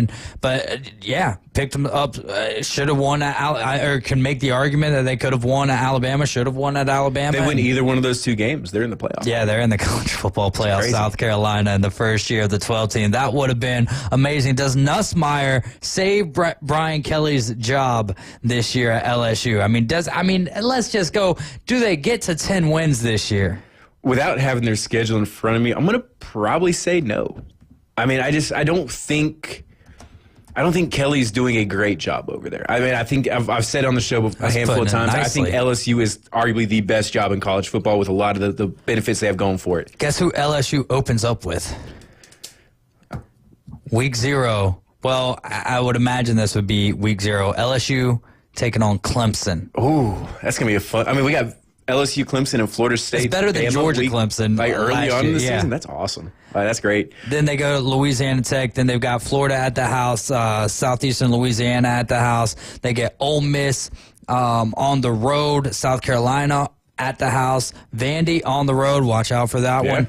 They got Bama they're on the road for Bama, Texas A&M at the house, Arkansas at the house, Western Kentucky. That'll be a tough one at the house, and then they finish up the season on the road at Oklahoma. I mean, there's at least 4. I mean, you could argue Clemson, Florida, Bama, South Carolina. Like, those are definitely losable games based on what we saw last year from both those teams. I mean, they lost to Florida last year. They lost to Bama last year. Clemson, week 1 or week 0. It's not, and I think the biggest thing for me is Brian Kelly has not been great in season openers for a while now. And they've got a good class transfer portal wise right now. I believe it's depending on the site that you're using, one of the top 2. Yeah, I mean, he'll have talent. I mean, like I said, LSU always will. Mm-hmm. But I mean, even at Notre Dame, like they struggled with 2 years with Florida State. Mike Norvell early in that career when that Florida State team was not doing well. Yeah, last year with. Against USC, we saw them struggle. We saw him struggle with Florida State at LSU his first 2 years. So, I mean, I've not been a huge fan of what I've seen from Brian Kelly. So you're playing a team like Clemson with Klubnik coming back, coming off a playoff berth, coming off win the ACC. Yeah. They could start 0-1, and if they lose it to Florida, what was it, week 3 or 4, all of a sudden they're 2-2. Do the wheels start coming off early? And that's no, Nussmeier doesn't save it. I don't think Kelly's there in 2026. Ah, man. I think I'm with you right there. Me of that. I think that 8-4 could get him fired. I think it would. Yeah. At that point, why keep him? What is he doing for you? I mean, exactly. He won the West year 1, and it's gotten worse since. Yeah. That's with a Heisman quarterback, with 2 first-round wide receivers, with this, that, with that. And why? And they lost the quarterback to Michigan. I know there's a lot of money involved, but they lost him. So, I mean, you're not keeping him for that guy. Well, let's get over to the phone line. Michigan Eddie, you're on with the Afternoon Underdogs. What do you got, bro? Go Truck Senator. Hey, the Vikings short up their line. They got Ryan Kelly. So I got to give them some props, but still not going to beat the Lions, even though they got JJ in the backfield. But you asked me the other day about my dark horses for March Madness and all that. So I'm thinking here's my 3 favorites. It's going to be Michigan State, Florida, and Duke. Dark horse, U of A, Arizona. I remember when I was stationed there when they had Luda Holson. They actually, with Damon Stoudemire, they won the championship. And Michigan. So Okay. I'll say that. It came to my mind because I was watching some stuff. You know what I mean? Yeah. And then, I really like your 3 favorites. I guess they're ACC. That's a controversy. Notre Dame and Pitt today. I didn't watch the highlights, but I guess people are very, very upset at that how that game ended. I guess. I mean, as someone who it was a bad beat in my favor, and yeah, if I was a Pittsburgh fan, Notre Dame fan, or just the fact that I would like to see the games called correctly and not so sissified, I guess I don't know if that's a politically correct word to say, but I guess I don't care that much. I would like to see, I would not have liked to see that. That should not have been a call. I mean, it was very weak, and it was after a rebound. The guys were kind of fighting for the ball. I didn't like it at all, regardless if I benefited from it or not. You want to know something? Here's when basketball became a wimpy sport. When they implemented the Jordan rules, because Michael Jordan could take down the bad boys. That's when defense went out of basketball, and it became all showtime and offense. And don't at me, the people's caller, but it is the truth. Because it's all about offense and not about defense anymore. And it makes me sick. Like the Pistons and Golden State, the other day was like 150-something to 140. I mean, those type of scores are becoming kind of like... normal, yeah. Normal. And that's not how it should be, man. You know, nothing against Michael Jordan. He's the best of all time. But honestly, they implemented those rules for Michael Jordan because they could not be Chuck Daly and the bad boys. And that's a fact, Jack. And I mean, you're even seeing it at the collegiate level now when you got teams, in regulation over 100 points. Alabama, one of the more notorious. I think they had the most 100-point games this year. And it's just, as a fan, watching them shoot all those threes is fun at times. But then again, when there's just, when it's stoppage after stoppage over fouls, and then you're just like, wait, where was the foul at? And then they go down the floor, same exact play type kind of plays out, and there's not a call on that side. So the inconsistency from the officials is problematic. And I stand up for the officials most of the time, right? Because it's such a hard job to do, and the human element is such a beautiful thing within sports. But at some point in time, it's like, come on, guys. Like, if we're going to be bad, then let's be bad all the time. If we're going to be really good and call every single thing, then let's call every single thing good all the time. But yeah, I don't know, man. We'll just, at the end of the day, thank goodness for March Madness and the buzzer beaters, because I think that's what really saves college basketball. Yeah, I'll tell you, I think sports in general is becoming wimpy, man.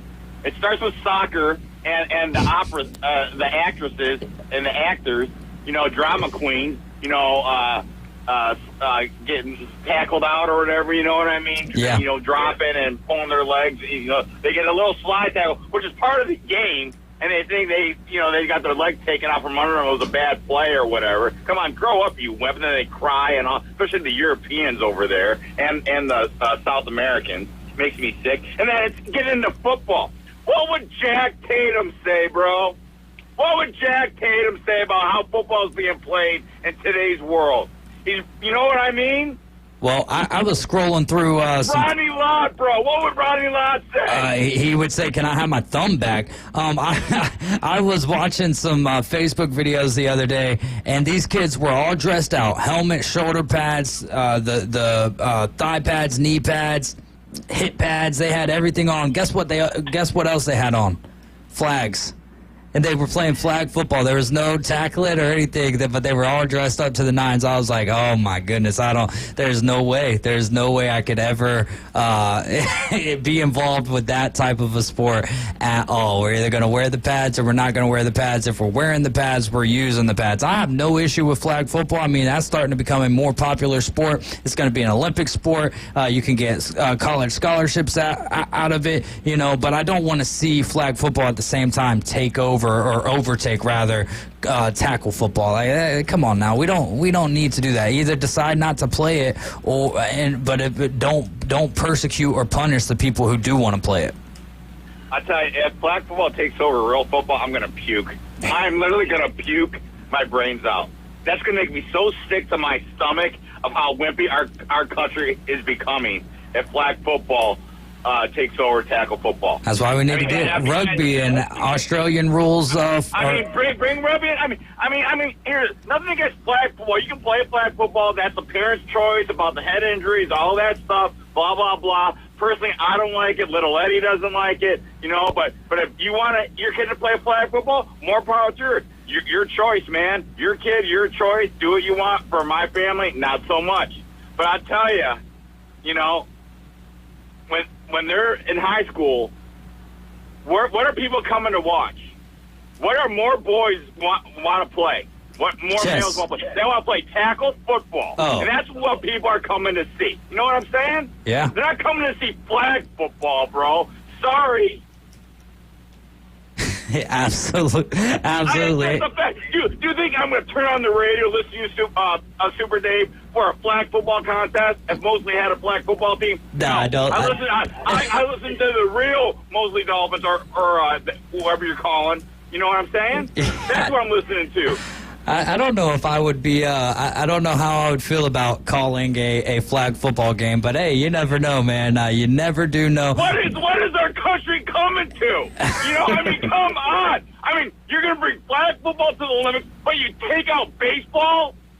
I mean, give me a break, man. Give me a break. Our country is run by a bunch of morons. The Olympic Committee is a bunch of morons. It's just the truth. I spew the truth. I'm a people's caller because I will speak the truth, and I won't hide it. I won't shy away from it. I'm like Hulk Hogan. I love the Lord. I'm not being quiet anymore, and I'm going to talk to the people that don't have a voice.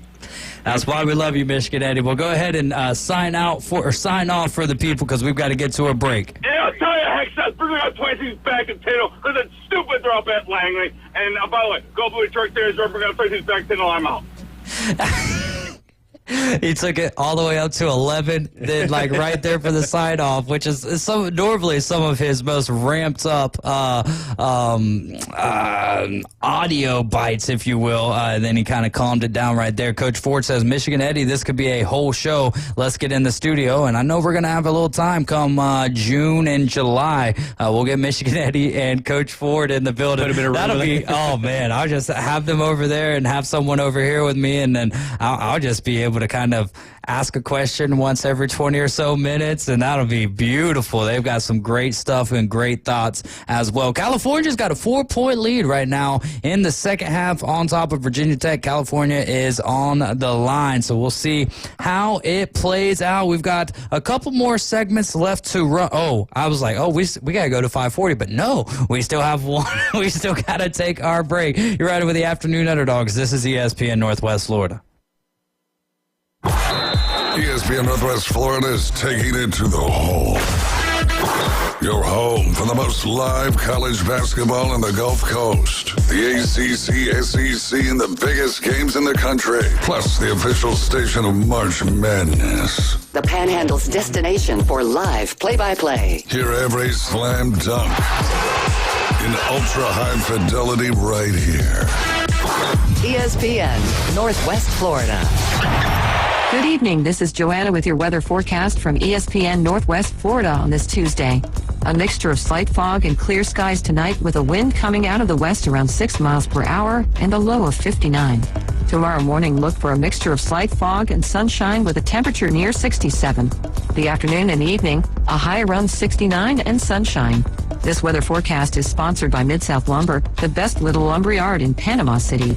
Thank you for tuning into ESPN Northwest Florida. Rely on it.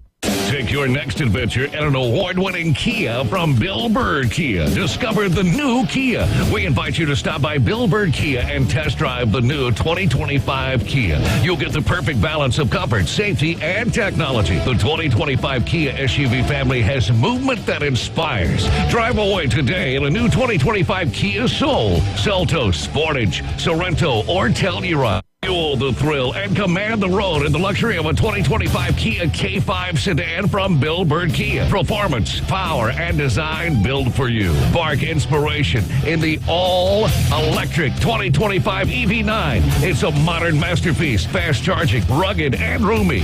Bill Bird Kia is the original home for the 20-year, 200,000-mile warranty. Stop by 2435 East 15th Street, Panama City, or anytime at BillBirdKia.PanamaCity.com. We'll treat you like family and give you the peace of mind you can trust. Your local community dealer is Bill Bird Kia. We're broadcasting live from the Bendian's Best Move Studios. They're number one in the men's room. I hope this place comes with toilet paper. The Afternoon Underdogs. Oh, geez, this is going to be a photo finish. On ESPN Northwest Florida. We're We're back. This is not our final segment of the afternoon, but it is almost time for us to be taking that break. You're right with the Afternoon Underdogs. We had a great call there from Michigan Eddie. This is ESPN Northwest Florida, 104.3 Panama City, 101.9 in Port St. Joe. And we are taking the Inside Drive weekdays from 11 a.m. to 1 p.m. Go check out the website, espnpc.com, and get in our Big Bracket Challenge. Just click on Big Bracket Challenge, invite your friends and your coworkers, and then you could win some cash and prizes. Brought to you by Panama City Toyota, PCB Hobby, and Pepsi. I haven't checked to see how many we have gained since we've been on. Can you do multiple brackets? Not, you can do multiple brackets. In this pick, but in this one, no. You only get your one. And them dogs are still gonna win it all. The dogs are gonna win it all. You can on ESPN. You can fill up to 25 entries, and there's some groups that'll have your 1A and 1B bracket. But I like it better just to be the one. That's fine. Just to be the one. Caveman Rick, how many brackets you fill out a year? Usually just one. Yeah, you're old school. Sheet of integrity. The sheet of integrity. Yeah. I do. I will always fill, my main bracket, I always fill out on paper, and then I keep up with it. I usually just leave it up here on my glass desk, and then I'll go through it after the weekend, because, there's nothing better.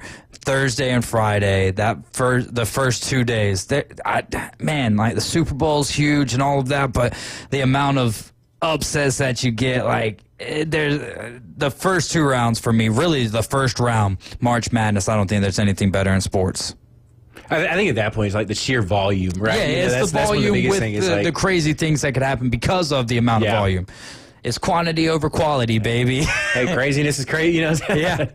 And I think that is so huge too, because we're sitting here talking about NFL free agency. We're talking about college football. We're talking about Virginia Tech taking the lead with 26.7 seconds left to go. Let's go in the first round of the ACC tournament.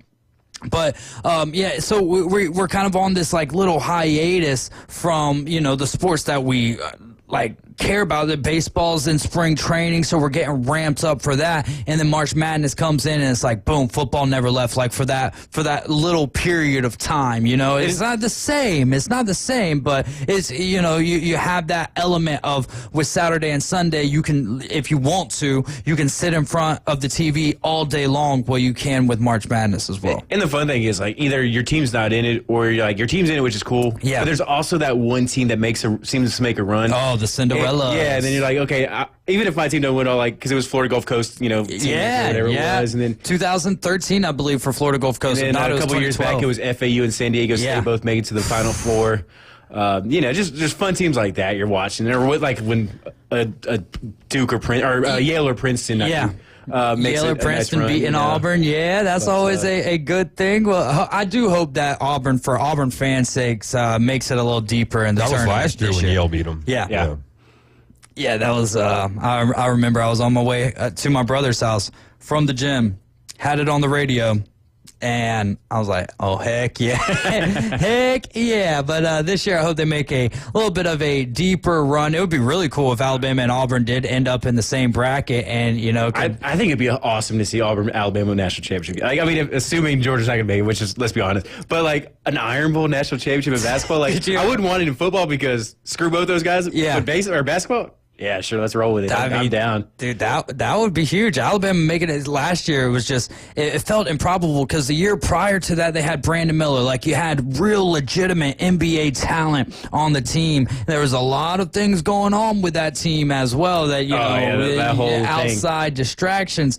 But it felt okay, that was the team. Years prior to that, you had Colin Sexton. It's okay, this could be a team. Then last year, it's all right, yeah, Mark Sears, he's a dog, yeah, sure, but who's the guy? And then Nelson shows up and they make this run and wow, it was just a magical season to be an Alabama fan last year. Didn't go the way that you entirely planned it to go, but Houston's kind of like a team like San Diego State and FAU. Outside they have a bigger brand, especially across the board in all sports, but they're just not one of the blue bloods. So it's always fun seeing Houston make these runs in the tournament.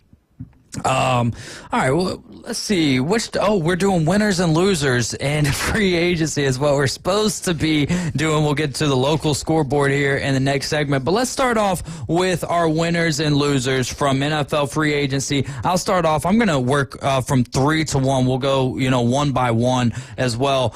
My third winner, and actually honorable mention first, and you mentioned this earlier, Tyler, Jaden Daniels and the Commanders picking up Deebo Samuel. I think he adds a different element there for the Commanders offense, but also to pick up, regardless of what you had to give away, Laramie Tunsil protecting your young quarterback and Jaden Daniels after the year they had last year. Impressive. I think I saw it was a 3rd-round pick this year that they gave up, and a 2nd and a 4th next year, basically. Yeah. And then they got a 4th in return or something like that. So, overall, not terrible for the production they're getting. Exactly. What you're getting out of Laramie Tunsil, he is a dog. He is someone that you want on the offensive line. My number 3 is going to be the Chargers getting Najee Harris. I really like that move, $9.75 million, which, you can thank Derrick Henry and Saquon Barkley for bringing those numbers up. Josh Jacobs, Aaron Jones, for crying out loud. Those guys really led the way for running backs last year. And so I like the element of Najee Harris hooking up with the Chargers and going over there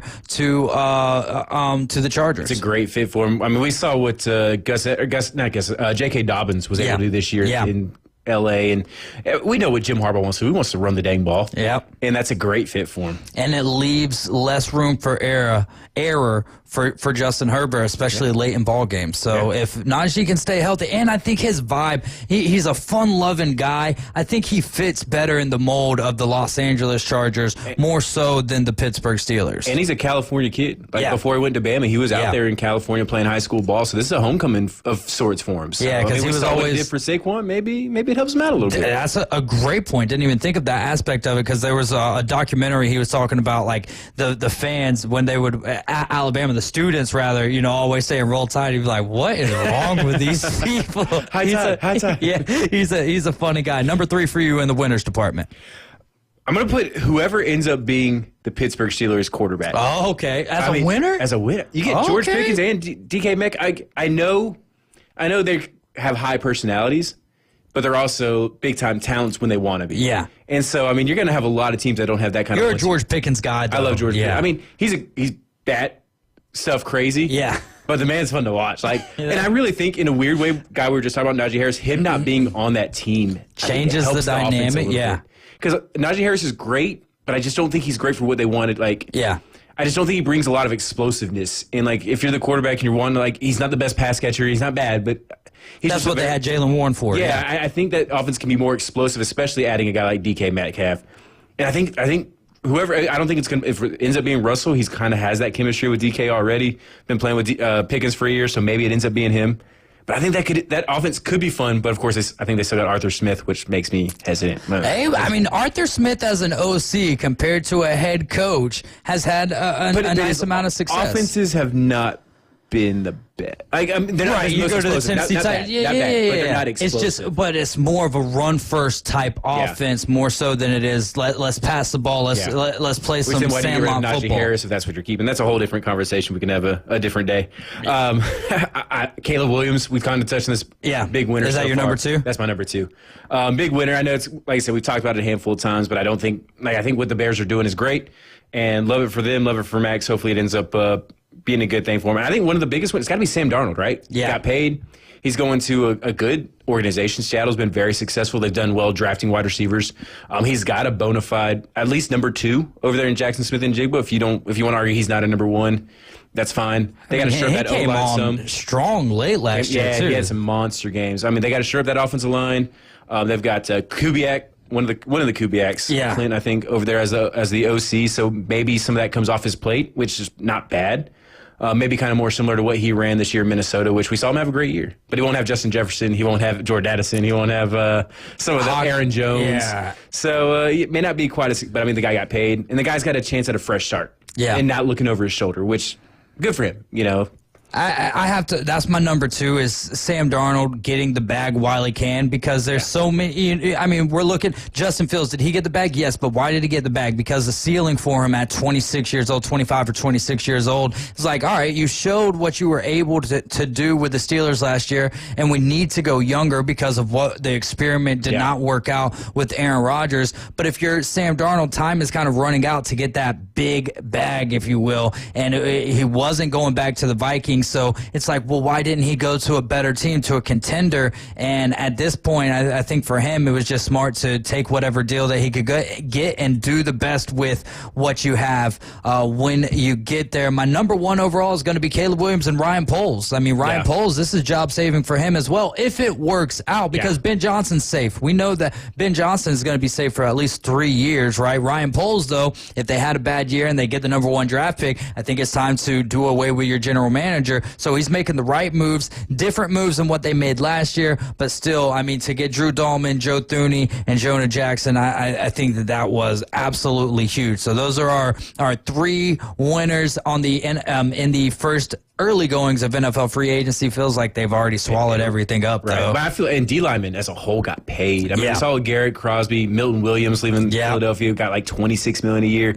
The Cowboys re-signed their guy. They were going to franchise tag him. He's kind of got a funky. But he ended up getting like 20-something. I mean, like there are some D linemen out there that got paid. And Joey Bosa got released. Cut. The exact opposite. But you know, Jalen Carter's got to be out there licking his lips, looking at some of these guys getting $25-30 million a year, knowing in 2 years he's going to be up for that kind of scratch. And the Eagles are, you know, they're kind of, well, not only are they paying their guys, but it's like, all right, with Milton Williams and with Josh Sweat, like, all right, those guys getting up there a little bit in age, and the Eagles have plenty, they've got plenty of young guys, so that's going to give Jalen Carter more of an opportunity to showcase what it is that he's got to make that bag grow. And by the time we get 2 years into the future, the salary cap is going to be like, well, we're going to add another $60 million this year. $33 million a year as an interior defensive lineman. But if he keeps playing and has an Aaron Donald type effect, he's worth every penny. I mean, Aaron Donald, we saw the contracts he was able to get. Yeah, there's no doubt. Yeah, I totally agree. Yeah. What's been the hardest loss for the Eagles this year? Or as an Eagles fan, what's been the biggest loss to the roster? That's kind of tough. I don't really know right now. The Milton Williams, okay, so I saw today. So we gave up a 3rd-round pick to get him, and we're going to get a 3rd-round pick in compensation. So all we lost was just the money we paid him, you know, this past year. So that's not a big deal. I don't know, like GJ maybe. Yeah, Gardner going Johnson, to the Texans today. That might have been something. I just like the dog he carries. Like, he fits that defense so well. And maybe, you know, we did keep Zach Bond, but maybe trying to keep Josh Sweat might have been somebody. I think maybe because he proved himself pretty good this past season. So maybe somebody like him. But definitely the guys on the defense. Yeah. California and Virginia Tech going to overtime here. My goodness, my gracious. We'll go to the losers of free agents. I think that Zach Bond was one of the most underrated signings of the free agency period. I would say that one, I think Ryan Kelly to the Vikings is a very underrated signing. I think there was actually quite a few of underrated because there was so much shine by Myles Garrett, by Josh Allen, by DK Metcalf. I mean, my goodness. We'll go into the losers. I'll go honorable mention, even though they should be one of the top 3. The 49ers, what is you doing, baby? You know, giving up on the defense. Huafanga, who else was it? Was it Dre Greenlaw going to the Broncos, I believe. They're going to look like a shell of themselves. And is all of this to pay Brock Purdy to basically go outside of what your norm is, which is plug and play with guys? I mean, you might as well have just brought back Sam Darnold. And they traded Debo for like a 5th-round pick or something like that. Didn't even get it. And Brandon Ayuk, is he even going to be happy by the time that it, you know, gets to the offseason? A season-ending injury. I mean, Christian McCaffrey didn't play a majority last year. And when he did, he got injured very early on, back into his comeback. Kittle that's getting up there in age. Like, it's really interesting because you would have thought 3 years ago the Niners were set up for a great run. Yeah.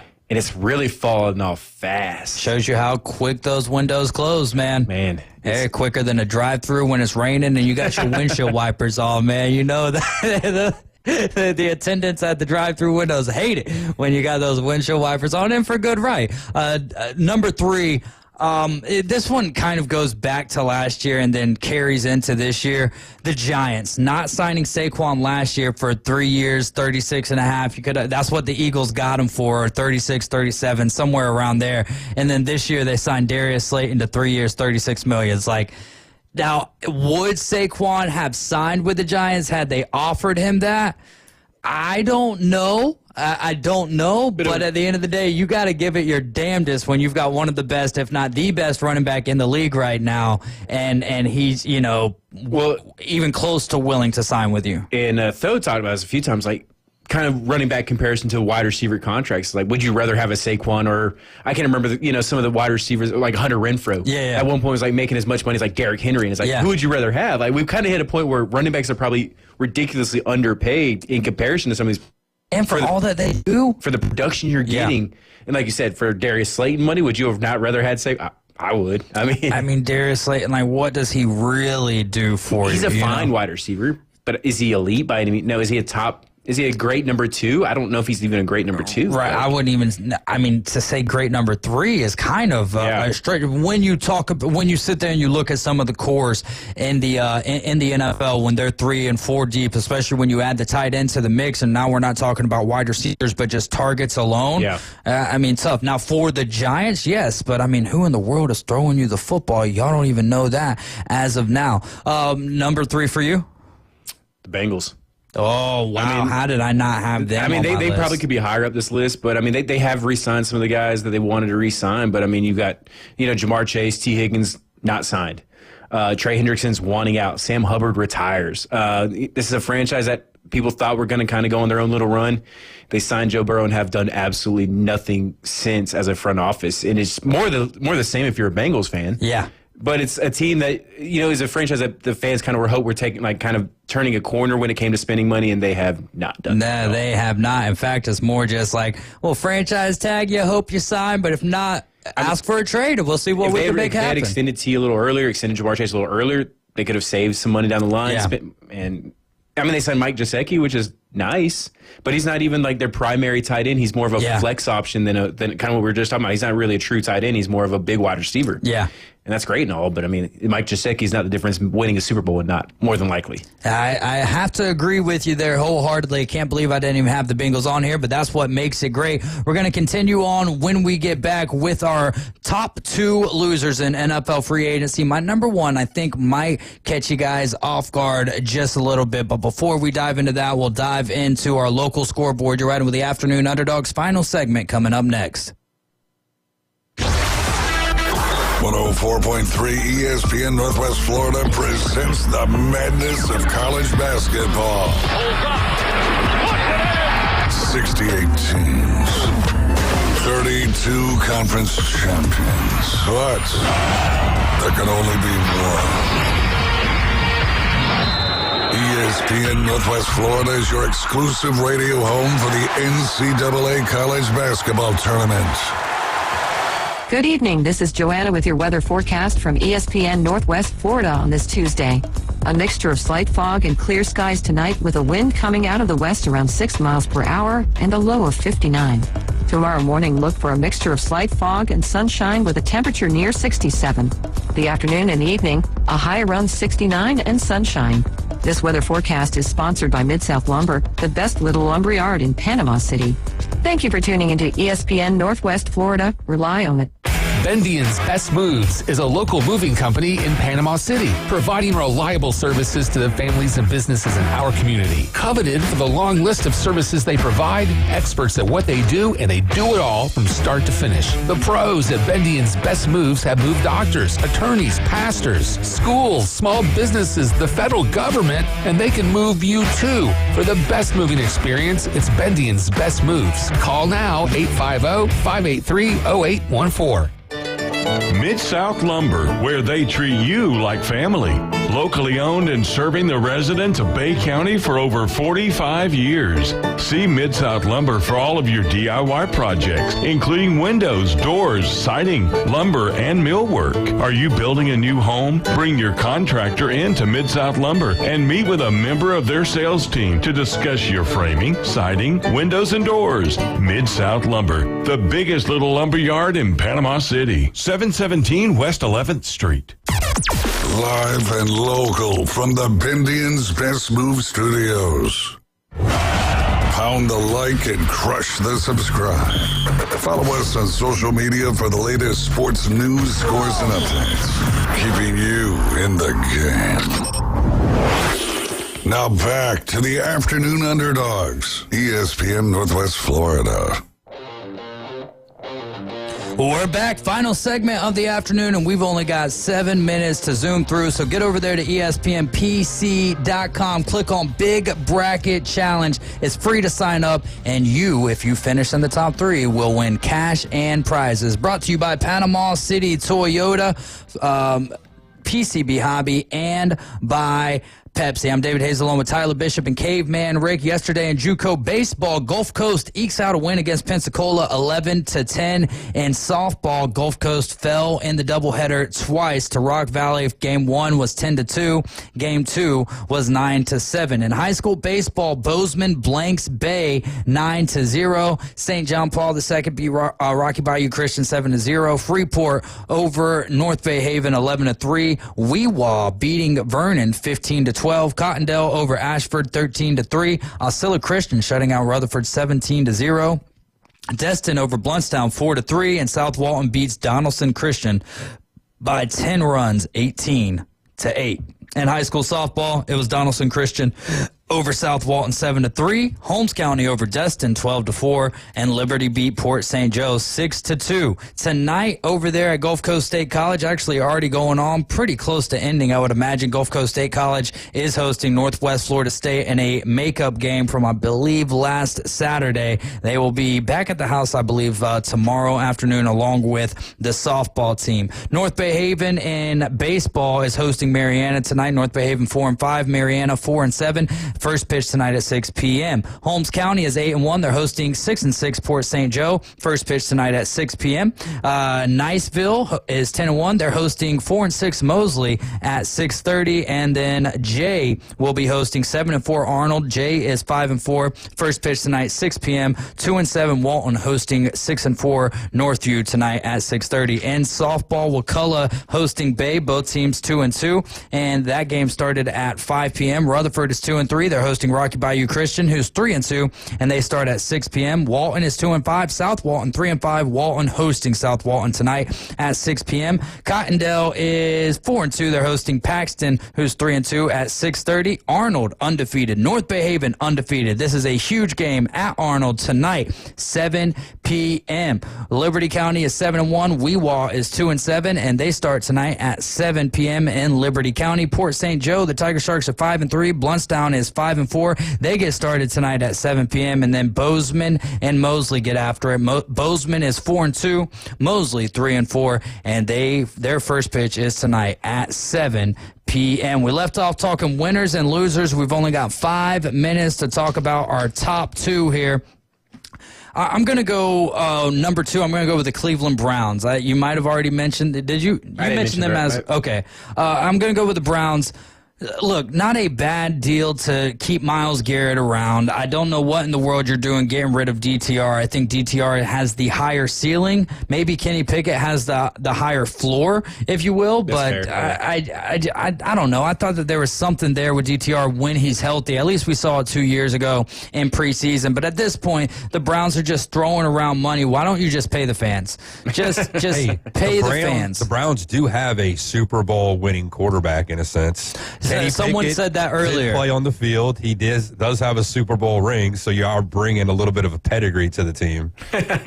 Ohio Brad says DTR sucked. I mean, we didn't get to see him very often in any regular season action. But when he got his opportunity, Ohio Brad. Well, what quarterback had any success? It's not like Kenny Pickett's going to come in and start blowing y'all's minds with his 2 gloves on. Yeah, it's not like Kenny Pickett has ever shown like oh, he's definitely a legitimate starting quarterback either. And he was given all the opportunity in the world being a first-round pick. So I feel like you're kind of just like trading a left sock for a right sock. Like, yeah, you may like one a little better, but they're basically the same. I don't know. Maybe I don't know what it is. I think that I'm just stuck in the past watching preseason games from DTR that makes me think that way. But again, to me, it's just about the throwing around money, and it doesn't look like there's anything in mind that's a actual plan. And this is where we're headed. This is the direction we're headed. You don't even know still what you're doing totally with Deshaun Watson. You don't know who your quarterback is going to be. Is it Nick Chubb? Is it Jerome Ford that you really want to be your feature back? When Nick Chubb got back from injury last year, you still couldn't make up your mind, and it hurt a lot of fantasy owners, which is neither here nor there, really. Like, you're not playing football for us as fantasy owners at all. But number 2 for me is going to be the Cleveland Browns. Ohio Brad, I'm trying to get you paid up here. Pay the fans, why don't you? I like it. I mean, I'm kind of questioning the Titans and the Chiefs. Both teams that traded away their best O-linemen on O-linemen that were not particularly great last year. I don't love it. I mean, I'm not saying they. I mean, and granted, in 6 months, the Titans got Dan Moore now. And in 6 months, I may look like an idiot, and the Chiefs and the Texans both look like they have. The Texans. Okay. Tunsil and Thuney, like, both getting traded away, and it's not like they got elite compensation. Maybe I look like an idiot in 6 months, but I don't love trading away the best O-lineman from a O-line that did not play great when it mattered the most. And if you're the Houston Texans, like, you still need to be protecting C.J. Stroud. Do you have your mind set on something that you really like in the draft? We'll find out. My number 1 overall losers are actually going to be, one of them was my winner. I'm going to say DK Metcalf and Sam Darnold, which you had DK Metcalf and Georgia, the Steelers as a whole, whoever the new Steelers quarterback as a winner. And look, that could be fireworks with DK Metcalf and George Pickens. Good kind of fireworks. It could also be the kind of mortars that just fall over on the ground and shoot sideways into a crowd of people on July 4th. And my biggest thing is it going to be Russell Wilson? Is it going to be Aaron Rodgers? Does it really change that much between the two guys? Because they're kind of up there in age. We saw a little bit of a resurgence from Russell Wilson, but will that maintain? So number 1 is going to be DK Metcalf, Sam Darnold, because more money, more problems. Like, Sam Darnold making more money now, but he's got a whole new set of issues to deal with the Seahawks, and DK Metcalf wanted to go play somewhere where it's warm, and he might be colder in Pittsburgh than what he was in Seattle. I mean, my loser's got to be Jerry Jones in Dallas. Still not doing anything. Now, not only that, do something. But Crosby and Myles Garrett both getting paid now, so that raises what you're going to have to pay Michael Parsons. They're not. I mean, they signed Javonte Williams for like a $2.5 million. That's great, but what else? They haven't done anything for a team that needs stuff, and it's just like Javonte Williams isn't going to be your number 1. We saw that for like 4 years in Denver. It's like, so what are we doing, Jerry? I mean, you hired Ron Schottenheimer, so you're not as serious about winning anyway. So it is what it is. Yeah. But it's got to be so depressing to be a Cowboys fan right now. I would say one of the more questionable, like with the Titans right now. I don't think anyone really has a good beat on, are they trading the number 1 pick, or are they going to pick Cam Ward there? Because I think now, after seeing them make that signing of this former Steelers lineman and Dan Moore, he's going to play left tackle for him, and then you're going to have Latham move over there to the right side of the line now. Is that saying, all right, we're going to take a young quarterback here and kind of go that direction? I agree. I mean, I think veteran is the way to go, but I think that ship has sailed, being it's down to Kirk Cousins, Russell Wilson, or Aaron Rodgers, right? I mean, what other veteran quarterback? Yeah, you could go Jameis Winston, you can go Mac Jones, but that's a Band-Aid. Why are you going to spend that much money on a left tackle? That's going to do it for us today. Tyler Bishop, as always, great having you in the building with us. We'll have Caveman Rick back with us tomorrow. Y'all have a great evening. Paul Feinbaum coming up next. Just remember, Jesus loves you, so do I. Be safe and buckle up. Weather in the Panhandle never stops. Turn to 104.3 ESPN Northwest Florida. This is Joanne.